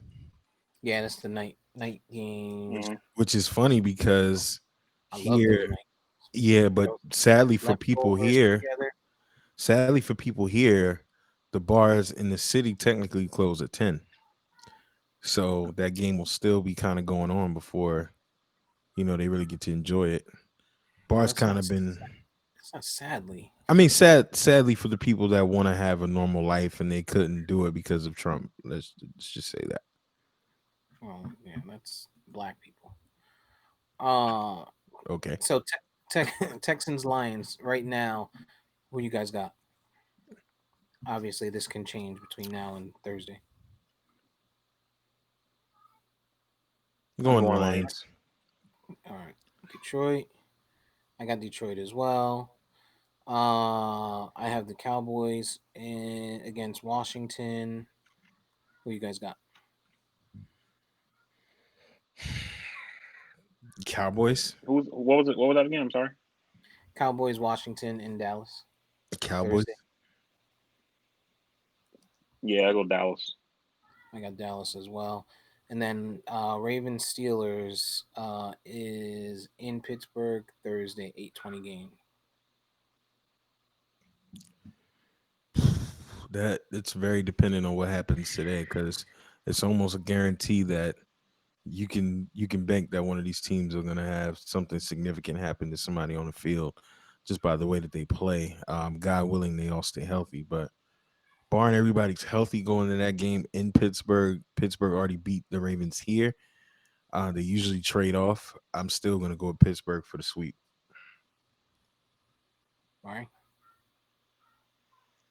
Um, man, I really want to pick Baltimore in this game, but I just don't think they get it done, man. The Steelers seem to be locked in. I know they got to lose at some point. I mean, it might be today, who knows? But I'm gonna go Pittsburgh. Yeah, I'm going Pittsburgh because Baltimore doesn't know what the hell they want to do at the running back position, and it's pissing me the fuck off because I drafted Mark Ingram in some places and fuck Baltimore. So, all right. Oh, What is your hang on a second. second? Go ahead. Got to hang on a second. Breaking news: Jay Glazer says Bridgewater will not play today. Jay Glazer on Fox on NFL on Fox says no Teddy Bridgewater. Do we want to go Oh, back to that Carolina game? does that change things for you guys? I kind of made my Huh? pick with the intent that he is not going to play. Although I don't agree with the coach's decision to put in PJ Walker, I think it is. I think Will Greer should be the starter only simply because I like Will Greer since he was a kid in college, and I think he will wind up taking over that game and making a household name for himself. So I'm gonna stick with my pick just to be solid. I'm going with Detroit. Steve, I'm going to Detroit. I switched. I think I had Detroit to begin with, right? No, you had Carolina as well, I'm gonna switch. I'm gonna take Detroit. as you should. Young Jizzle from the bottom of the map. Yeah, if McCaffrey was playing, it might have helped me stay there. But I mean, I guess Mike Davis looks good. God, I gotta check my lineups to make sure I don't got no damn Carolina wide receivers. I got Robbie Anderson and Oh, you're right. Me too. Son of a bitch. All right. Number two for you guys. What is number two of our three things that kids these days will never experience? mm, um boxed cameras. What do you call those joints? Cameras that you gotta Oh, like them develop. instant joints. Yeah, the Kodak box joints that you had to click to the right forever. Oh, the disposables. These Disposable disposable cameras. box cameras that Yeah, you had to get developed. Okay. Remember, you used to have to hold down that little button to charge up the flash. Yep. Oh shit! What you got, VP?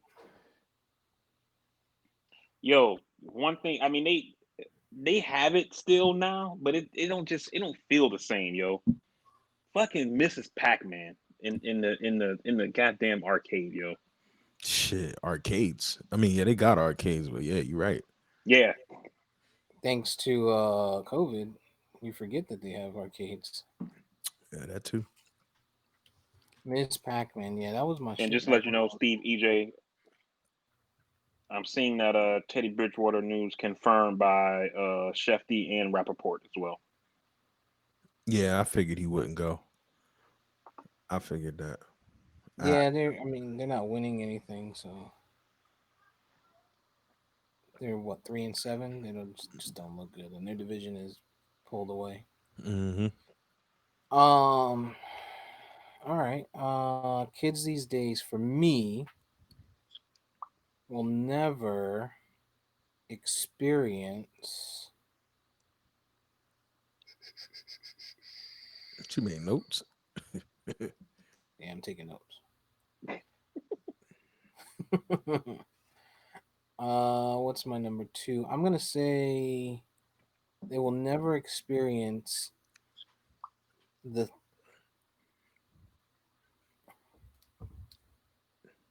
having to blow into a video game. Facts. Super duper facts. Yeah. Super duper facts.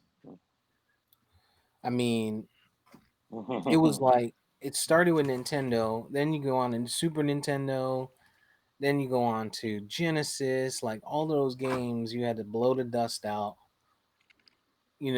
Everyone had their own little way of blowing it, pause. And or some people was like, yo, get the alcohol, you gotta rub it down with alcohol and a Q-tip. Like, oh man. Never going to deal with that. Cool. A lot of NBA signings going on. Lots. And I mean, Lakers are making crazy moves, man. I tell you, the rich get NBA draft. fucking richer, huh? NBA draft too. Yeah. I mean, the only person that was significant to me in the draft was LaMelo. Mm-hmm. Only because I didn't follow a lot of college hoops last year. Was there anybody in there? Any big picks? I think they said the Knicks had a pretty good draft this Yeah, year. we took Obi Toppin, who Obi Toppin. uh, Oh, I'm word. I'm so immature. But he, Brooklyn kid, played at Dayton, 6'8", high flying wing type guy. Reminds you of like Blake Griffin. He just fits for what we need to get done at the fourth spot. So I like that pick. A lot of people didn't. I mean, some of your staunch Knicks fans that just don't like anything, but a lot of people liked him. And then we traded back to get a couple of different guards, solid guys. So I think the Knicks did okay. Okay. The Heat. What didn't the Heat bring somebody in? What did you guys get? Not from the draft, but I We mean, got a. Oh, I thought you were talking about the draft. Yeah, we lost Jay Crowder to the Suns, I believe. Um, and then we picked up two players. I wasn't very excited, which is why I'm not even remembering who the hell it was. Um, yeah, yeah, I don't like our offseason, man. For a team that went to the NBA Finals, that have a bunch of upcoming rookies, that have a great star player in Jimmy Butler, and that has tons of cap space. I'm really surprised that we didn't get any of the bigger name free agents that were out there. But again, in Riley we trust. Riles always seems to have a plan, so I'm here for it. oh, nobody want to go play for that team, Vari. I told you that's an asterisk year. Y'all wasn't supposed to make it. We made it though. That's the difference. You should not be surprised that none of the big free agents went there. Motherfuckers is like, yeah, nah, dog. You keep Jimmy. We I mean, okay. but no, but really, I mean, if you if you think about it, right? You got, I mean, what doesn't Miami have? You have a great core, right? You have a great player in Jimmy. You got a great organization, a great coaching staff, great leadership in the executive suite. You have a team with history of competing and winning. You have a team that's in a great city, great weather, low taxes. What isn't there?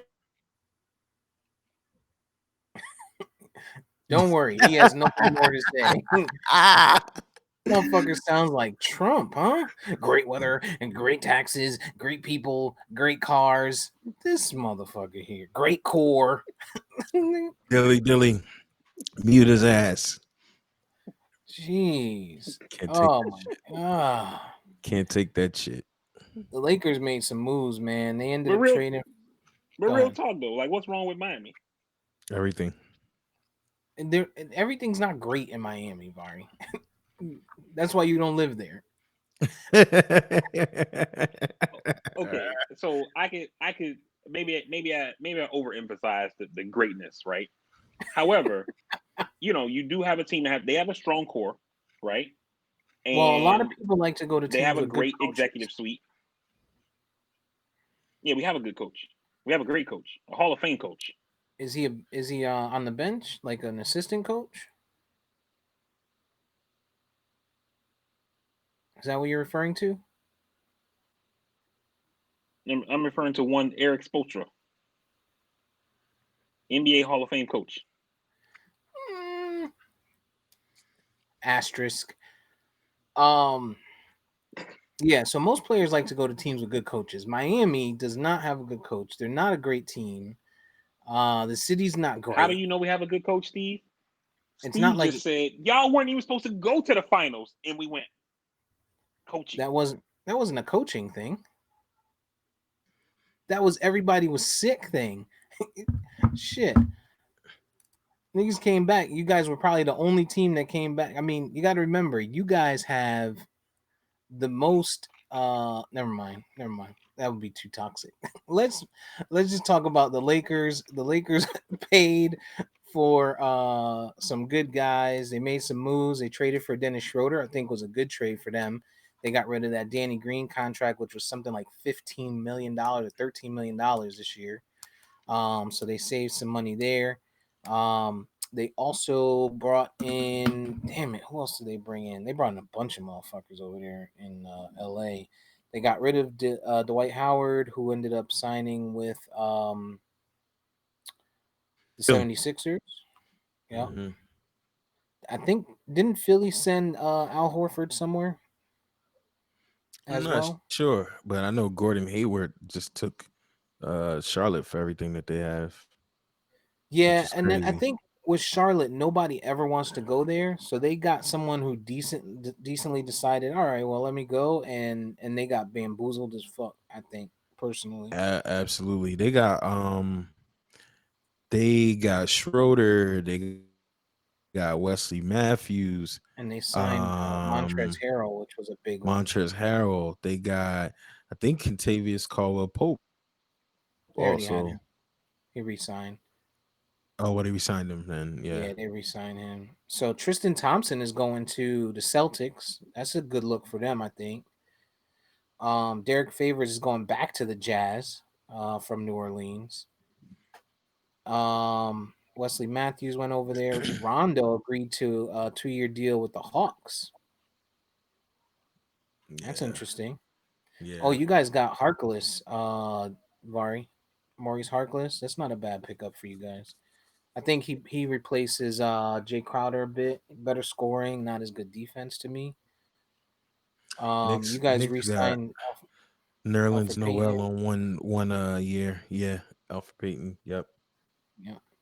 Jeff Green's going to the Nets. DJ Augustine left the Magic to go to the what are those people? The Bucks. Oh, Avery Bradley. That's who you guys got. I knew you guys got someone VP. You guys got Avery Bradley, defensive guy. Yeah, I think that's a pretty good look for you guys. 2 years, 11.6 million. That's not a bad look if he can stay healthy. I kind of like that I signing for wanted a you. star.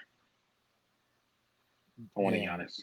we talked about that. Nobody's going there. What other big names? Carmelo is staying in Portland. That's not bad. Oh, but here's the big one, man. Light skinned niggas everywhere took a loss this week, man. Klay Thompson out another season, man. Man, Yeah. that's tough. That's a big loss for them, man. That's a big loss. That's Oh tough. shit, Gallinari's going to the Hawks as well. And Orlando, he's getting like 60 something mil for 3 years. 61 million. Can we talk about how him and Gordon Hayward, who number one, let's just be clear. The Knicks drafted Danilo Gallinari. I thought he could be good. We just had terrible coaches. We've had talent come through the Garden. We just haven't had good coaches. Because you've seen a lot of these guys go to different places and put in some work to good work. Danilo's one of those guys who had it a little rough, but then he started to find his way. He's still not one of those guys that you feel like is going to dominate and take over a game, but he has potential to drop 30 something if he gets hot. But he's been injury prone. And then you got Gordon Hayward, who also, is a 20 bucket guy easily, but he's injury prone. How do both of these guys with their injury history land these type contracts Well, when they're Hayward to me is more risk. Just because since he's come back, his minutes have been low. His energy hasn't been there. He didn't really make much of a difference in Boston with a good team. So I think that's a lot of money for them. Gallo, I feel like he's a very good player. He went 18-5. He averaged 18-5 last year. And he and was what on else a can you say about him? well, he was on a pretty good team. So it's not like he was on well, not a good team. He was He's on getting OKC. 20 he's getting 20 million a year, and he really, I mean, even in OKC in the playoffs, like, wasn't he hurt? 20 million is nothing though. I mean, when In you the when you look NBA, at in the when you look at NBA. Montrezl Harrell, who Now had that's a guy that played like shit in the bubble. That guy played like okay absolute shit. Actually, you could say that he might be the Van reason why the Van Clippers lost. In addition to Paul George. Van Fleet, who's been money for some time now, ain't get none. Van Fleet did get paid. Nah, he could. I'm saying in comparison to production to recent play. I mean, I don't know. Fred Van Fleet got the same thing. He got 21 and some change. He signed 4 years for 85 million as a backup. This nigga don't even start, and Van he got Fleet does. 20 million. No, he don't. Kyle Lowry's the starter there.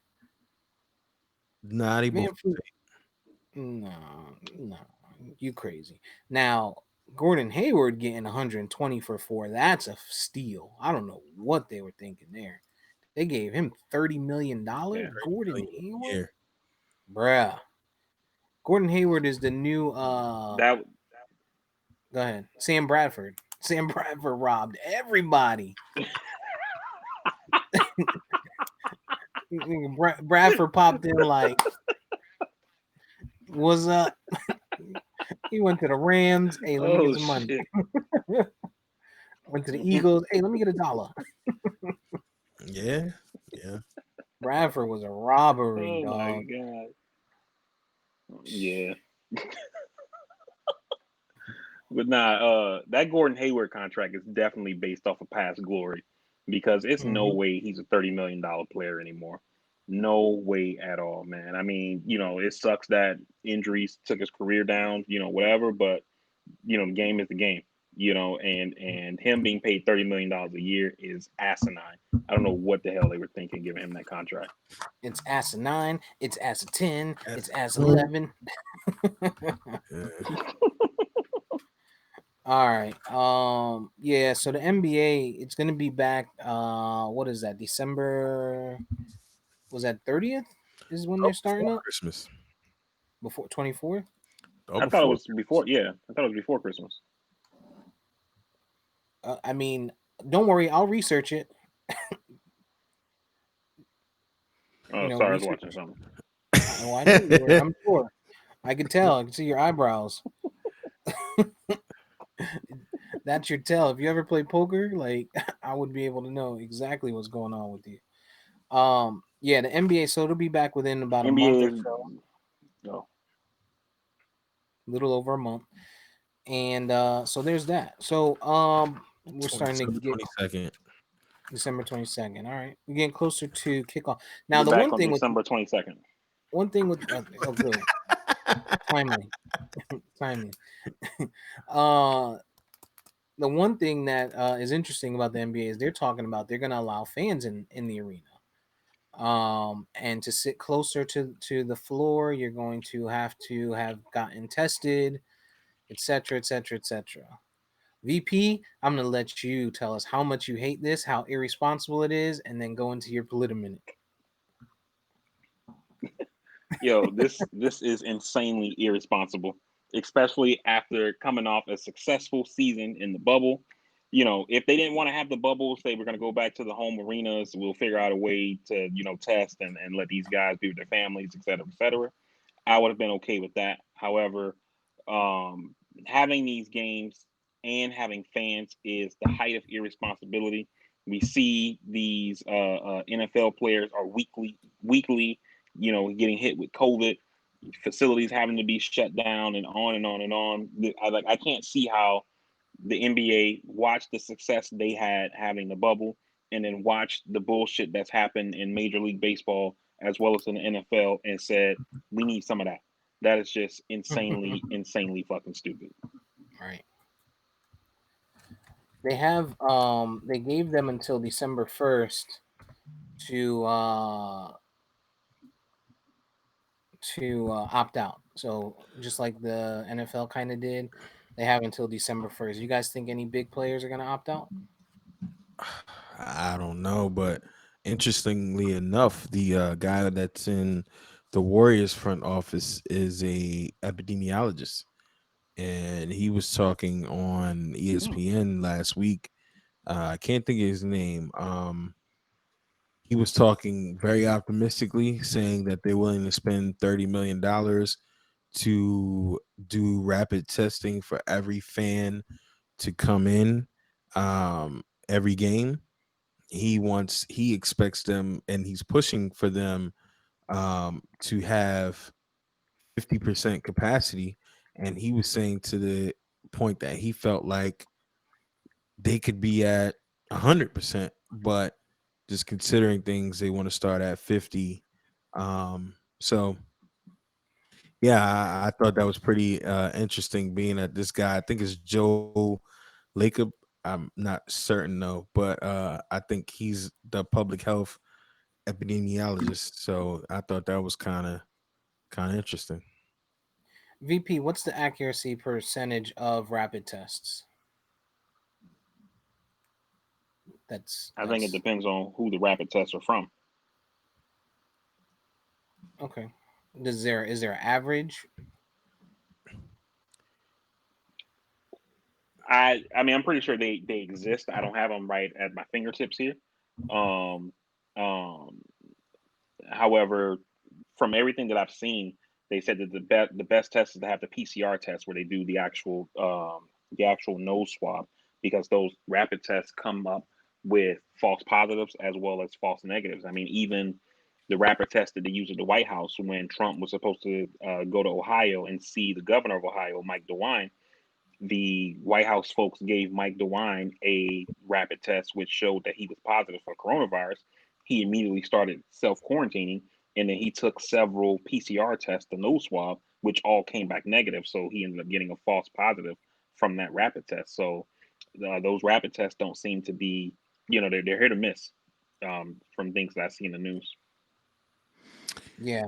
He was speaking on that, and it is Joe Lacob. He was speaking on that, and he was saying that he believes that a lot of the testing, the rapid testing, is increasing. I mean, this guy, he was one of those people that was kind of like middle of the road, not middle of the road, but he was. It was interviews. It was on First Take. They were interviewing him, and he was speaking with science. He was giving numbers. He was saying that, a lot of the trials and things that they're doing is proving to be a lot better than expected. He was saying, something like these vaccines, take over 10 to 15 years. He was saying, look, I don't, he kind of in a roundabout way. I don't know if he really means it, but in a roundabout way, he was kind of saying, despite the administration's failures, the couple good things that they might have come out with this is that some of this, the speed and the vaccines and the trials have been remarkable. So I don't know, man. I don't know. It's very interesting to hear that, but um, yeah, I mean they're talking about they're willing to invest $30 million to have tests every game to have 50% capacity in there. So it's gonna be interesting. Gotcha. So I definitely hear you, EJ, and I Oh, think it's not me. I'm I just think reporting. what could get lost in that. No, I hear. I'm sorry. I understand what you're saying, and I understand what the good doctor is saying. However, I think what can be lost in that type of conversation is that this guy, you said he either works for or consults for the Golden State Warriors, He's which means that CEO. there's a financial component to this Yeah, in him saying this, right? That's the first thing, because the people who are experts, people who work at the National Institute of Health, people who work at the CDC, people who work in government are telling folks you shouldn't go and spend Thanksgiving with your family because it's possible that you all can kill each other by becoming infected with coronavirus. So I don't see how it would be responsible to fill a 30,000 seat arena at 50% capacity and have 15,000 strangers congregate near each other, screaming and making all kind of noise, possibly not wearing masks, et cetera, et cetera. And so, just to echo back to what I said when Steve first introduced this subject, is I think that it's something that is at the height of irresponsibility. Luckily, the Golden State Warriors play in the state of California, and it's more than likely that the state or the local government probably would not approve that. So we'd have to see, but I think that is insanely stupid to do that. yeah, and like I was saying, this guy presented to be very rational, and and I get that part as well. I mean, I'm always the one saying the money is going to be dictating everything, no matter where it comes from, and who's talking about it. And he was saying something to the effect. Stephen A. I think asked him whether or not the governor was on board with this, and he kind of evaded the question, but he didn't nix it. So it's going to be very interesting to see these government officials and how people are running things and looking at economy and what the bottom dollar is versus the citizens is always going to be a question. As y'all know, as y'all in the great state of Florida where none of that shit matters. So I don't know. Yeah. I hope they do get involved. I mean, a few things here, right? So I just researched it a little bit, and they said anywhere from 2% to 37% on average, false positives per million tests. As high as 50% has been seen on false positives and false negatives on rapid tests, per million. In addition to that, I just hope that even at 50% capacity, if not less, if not more, that once in the building, they require masks to be worn, very similar to some of the stadiums in the NFL. And they have people reinforcing that, as opposed to just, yeah, you got to watch it, you get inside, and then they're not reinforced. So I hope that is a thing. The problem, though, is it is indoors. There's a huge difference from a lot of these NFL stadiums and most of the NFL stadiums where they're outdoors, and as we do see when we're watching the games, they are extremely spread the fuck out. You know what I mean? Whereas now, indoors, ventilation is not that good in these stadiums. We've all been in them, or in these arenas rather, to where they can clearly say, oh, yeah, we're not worried about that because the ventilation is great. No, no, no, no, no. Even at 50%, if you're talking 50%, that just means every other seat, right? So if you're talking every other seat, you're not giving me 6 feet. That's not 6 feet. Me between, with one seat between us, right? They need to really dial that back. They probably need to dial that back to about 20% to be anywhere close to somewhat responsible. And even still, to VP's point, with the numbers rising, it's very, very irresponsible of the league to allow that to happen. It's irresponsible to the owners to allow their players and their coaches to potentially be subject to that. It's irresponsible for them to allow the employees that have to let these people in and serve these people potentially be exposed to that. I just think it's a horrible fucking idea. But this is but this is everybody's progressive league though. This is the can't do wrong league, And like me and VP have always kind of said, these guys are in bed with the same people. And like VP alluded to, when the bottom dollar is at stake, these people are gonna do what lines their pockets versus what's morally correct. Yeah. Yep. All right. Well, let's get into our number one thing that you guys think kids these days will never get to experience. I'll lead it off again. I'll lead it off again. Oh man, recording music on a fucking cassette tape. And when your cassette tape, the reel of fucking tape runs out, having to turn that bitch with a nail file. I use a nail file or a pencil, depending if it was a, you know, different kind of pencil. Because you had Okay. the small number two joints, but then you had the thicker other pencils, boss. But yeah. Or even worse, when the tape gets fucked up and that was your shit. Like you just recorded all the shit on it, having to dub Or it. you didn't label that bitch right and you recorded over the wrong thing. Ha, Yep. yeah. What about you, VP? Um, man, that was a good one. The tapes. Same goes for Shit, VHS man. on my old pornos. I'll let you think about it while I do it. While I go. Uh, and this I thought this would. Same for VHS on my old pornos.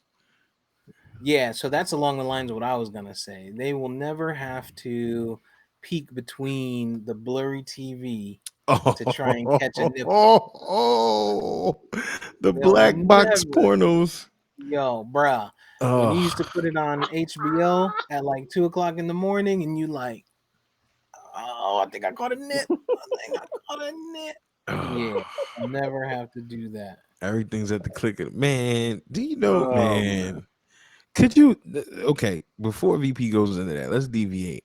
Could you imagine if we had No, I can't. at the click of our fingers this access to this much smut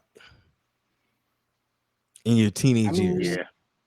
mean, I had a computer for a long time, You're and different. You're different. You had a trunk. You had a trunk full of smut, mute his literally. mic. Uh, all right, VP, what's your number one thing that kids will never? Oh man. Um, I'm gonna try to. I'm gonna try to go a little bit. I'm gonna try to go a little bit more wholesome here. Oh, Let's okay. elevate the conversation a little bit. Shooting from the hip. The Oh the wow. ice cream truck. Where the fuck do you live? Ice- They don't have ice cream trucks. I mean, they have them, man. But I remember, like when I was a kid, when you hear like the ding, the ding, like everybody come running and shit. You know what I mean? Like ice cream truck be parked at one spot like 20 minutes selling shit or whatever. I could Here, see man, that. That's like because you grew up in Miami and we they were barely selling see them drugs out shits. that shit. I could see that. Kids don't play outside no more either, so They were selling it's drugs outside Yeah, out, man. out his shit though. they were definitely selling drugs out of the ice cream truck in my city in Bridgeport, and cigarettes. This nigga sells cigarettes out of the ice cream truck. You mean this nigga Our or ice cream you? truck guy did sell cigarettes. You mean this nigga or you? No, I wasn't selling no cigarettes. Oh, okay. Uh, My ice cream truck guy did sell cigarettes. It was a Jamaican dude, and we actually never even knew his name. Everybody called him Dread. So, yeah, for that reason, because they were special cigarettes. Um, VP, VP, how you feel about the Undoing? Oh man, it's it's it's really good, man. And what I like about the show is that the thing that keep happening, even with me and you, is that every episode leads to a new theory. Like it's 2 episodes left in the season. I feel like I'm still not sure who killed this fucking chick. You know what I mean? Right. So I think that they've done a pretty good job of keeping us entertained, keeping us guessing. The one thing that I did see, I was watching on Twitter. Somebody was talking about it, and they brought up EJ's point, basically saying the show has been really good. I'm afraid for the ending because it's HBO. I always say Yeah. this. I always say this. Yeah. I think you got a point there. I think you got a point there, and I'm just hoping that it's not just the obvious, right? Like we already know, like when you're watching Yeah, it, you know what the obvious is, right? And so I'm just hoping that it's not like, nigga, what? We knew that. Like I knew that from episode 2. yeah, I hope that's not it. But yeah, they have done a great job building us up. The storyline is excellent. I think they've been doing a really good job. yeah, Nicole Kidman is playing a great job of a schizophrenic. I think that is my whole yeah. theory is that she's schizophrenic and she's crazy and she might have had something to do with some of this stuff. Um, but yeah, I like it. I think it's been a really good show so far. And yeah, EJ, Fresh Prince of Another Bel thing Air. too, Oh, Steve, go real ahead. quick. Another thing, real quick, that's good about it is that because it's a mini series, you can bring in like bigger names. So you got Donald Sutherland, you got Nicole Kidman, Hugh Grant, and then that steps up the acting, which makes the show that much better, right? Yep. And because it's not a huge time commitment or a commitment season over season over season, you don't have to ask these people who are somewhat bigger names to commit long term to this thing. They can come in, they can do their thing. You get phenomenal scenes, and that helps the show along as well. But see, HBO has done this before, and HBO has a problem closing shows. What was that shit? What was it, the night after or the longest night or something, where the Indian kid wound up like killing somebody? Nobody knew what happened. It's damn near the same thing. Y'all remember that little miniseries, Yep. the night after or something No, like I, that? I remember the series. I didn't watch it though. It was damn near the same thing. The night of. It was called the night of, and it started as like a little mini series or whatever. And I mean, it got good reviews. It had 2 seasons though. Well, it had 1 season rather, but they did the same thing, and they kind of left you guessing. I hate to be the bearer of bad news, but HBO just doesn't close things well for me. They just don't. Yeah. Yeah. Ask Tony Soprano about that. Rest in peace, James Uh Gandolfini. Tony. He's always Tony. Let's go to Uncle Phil now. From Tony Soprano to Uncle Phil. Chill, Did cuz. you watch? Did you watch the reunion? I watched. I told you to watch it. Well, I guess that was more of a rhetorical question because the listeners don't know that you listened to it or that you didn't watched it. Uh, VP, did you watch the reunion? This fucking guy. Nah, I didn't watch it. I was You're busy doing terrible. something. They You did a wasn't great doing shit. job. Listen, in the words of the great Biden, if you ain't watched the reunion yet, you ain't black. You're not. I'm sorry. I have to side with the white man on this one. Um, that was phenomenal, man. And you know what? And just before I go into it, I think Will Smith might be like on one of them journeys, man. Like when you're rich and you have everything that you want, you're pretty much getting back to the core of who you are, and you're just trying to find everything that makes sense. And that's kind of what I felt on this, because it's, even though it's a 30-year reunion, he did everything right. He had everybody there. He had Nikki. He had, yeah, I mean, I don't want to spoil it for those who hadn't seen it, but I don't think VP really cares, so I don't care. Um, his I moment feel with, what yeah, his moment with Janet, the original Aunt Viv, just everything. And Steve, I'll let you go into a little bit more, but I just feel like Will, from the Red Table Talk to now, and maybe just in general, I just think he's seemingly on a quest to just get back to the core of what really matters to him in life. And that's what I felt when I watched it, and it was emotional. It was very touching. Yeah, I think they did a great job with it. You had everyone kind of telling their stories, telling their thoughts, their explaining their memories. Um, we got to see different clips and shows, and it was nostalgic because I would see different clips and I would remember years of my life from when those clips originally played. It brought back a lot of good stuff, a lot of memories, seeing and hearing the good stuff about Uncle Phil.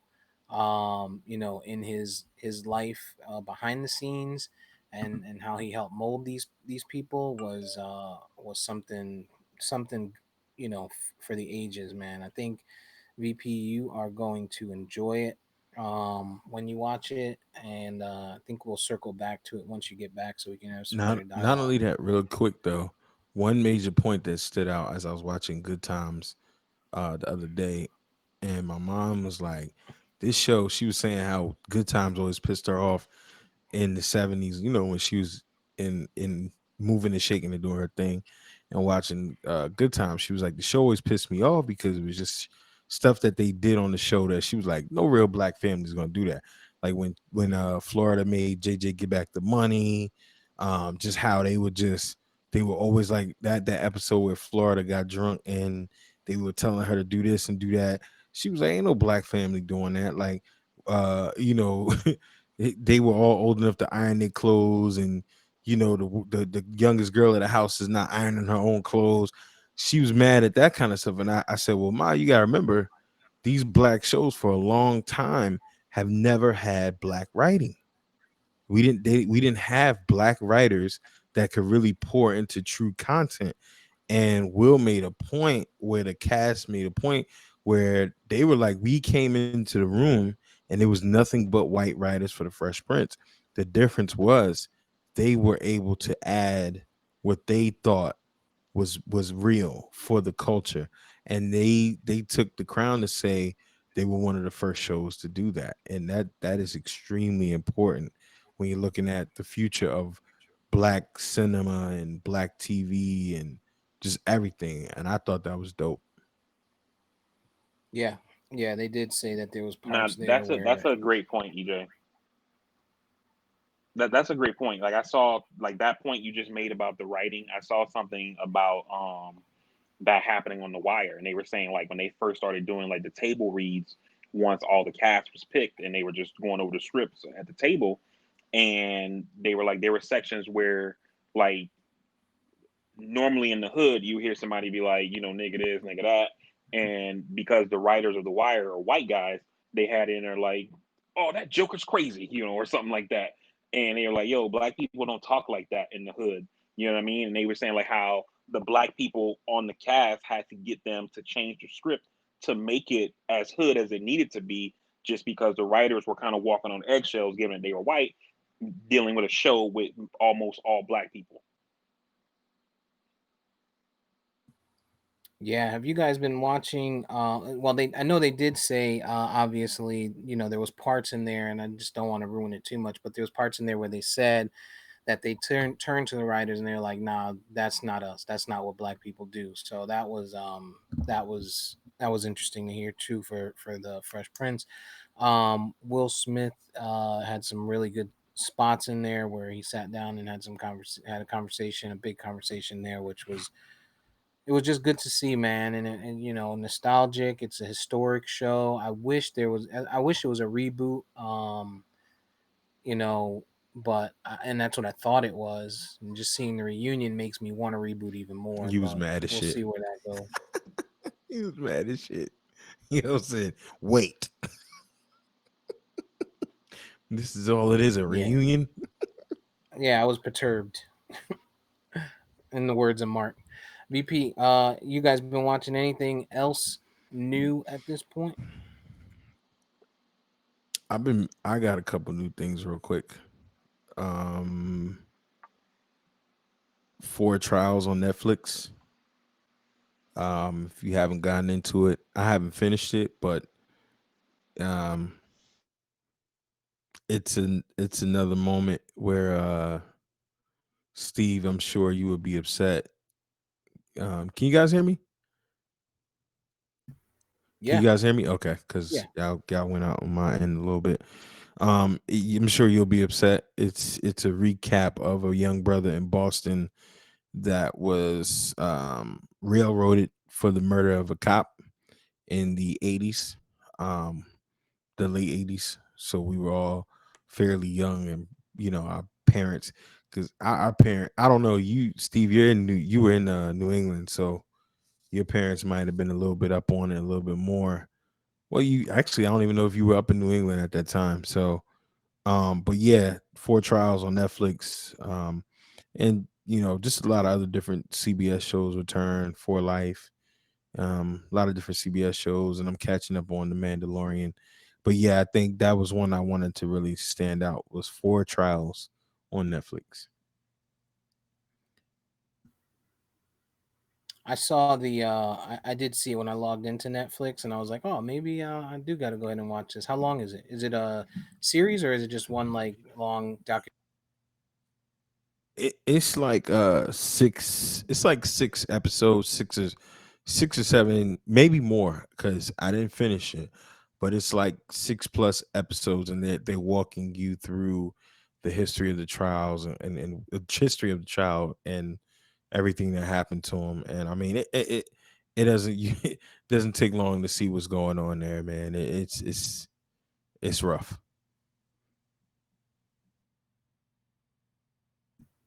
VP, you guys been watching anything new? I don't know if I can watch that. Repeat what you say. You don't think you can watch it? Yes, I don't know. I mean, I can want like Can't hear you. just hearing the way you're describing it. I kind of feel like I know where it's going. Um, um, and usually stuff like that, I got to get myself in the right headspace to watch it because it just pisses me off so much, you know. And so I'd have to like find a good time to watch it or whatever. I can't. It's not something I can just put on.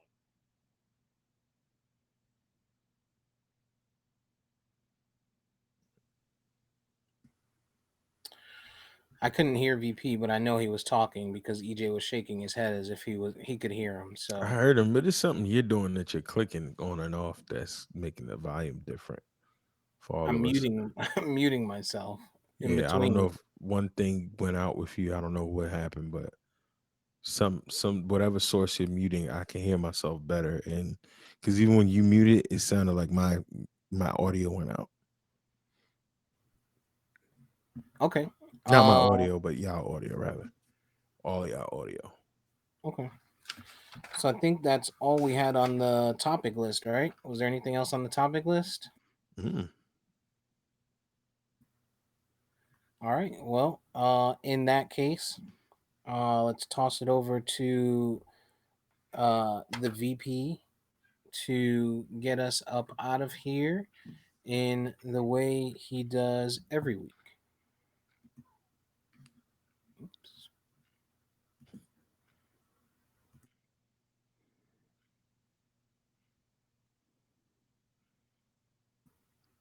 No, you don't want to?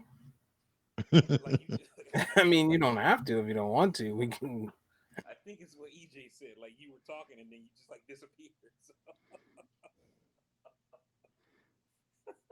all right, everybody. Hey, we appreciate you rocking with us. You know, sorry for the technical difficulties here at the end. You know, we were still growing. You know, but anyway, as always, thank you guys for joining us. We definitely appreciate you guys taking the time to listen to the podcast. For those who joined live on the Facebook Live and commented, we definitely appreciate you doing that as well. You know, don't forget to like, comment, subscribe, share, all that good stuff. You know, tell a friend to tell a friend. You know, um, where we can can be found is any podcasting platform, whether it is Apple Podcasts, Google Plus, YouTube. You can find us on the Facebook. You can check out our website, www.castworthy.com. Got all the old episodes there. Spotify, Spreaker. Uh, uh, uh, Basically, they got podcasts. We're there. Just search at Castworthy. For the social media, you can find us at Castworthy on all social media platforms. On Instagram, it's at Castworthy underscore podcast. You can check us out there too. We post a lot of things there as well. Um, and like I've been saying the last couple of weeks, especially given the fact that personally had some COVID cases hit within my family. Don't put your guard down. COVID is still out there. It's raging throughout the country. So, make sure if you got to go out, you wear a mask, social distance when you can. This Thanksgiving is going to be tough. Some people aren't going to be spending time with their families because of COVID, and I know that might be tough for some people, but it's probably for the best. So do whatever you need to do to protect yourself and protect your family, and wish you guys a happy Thanksgiving.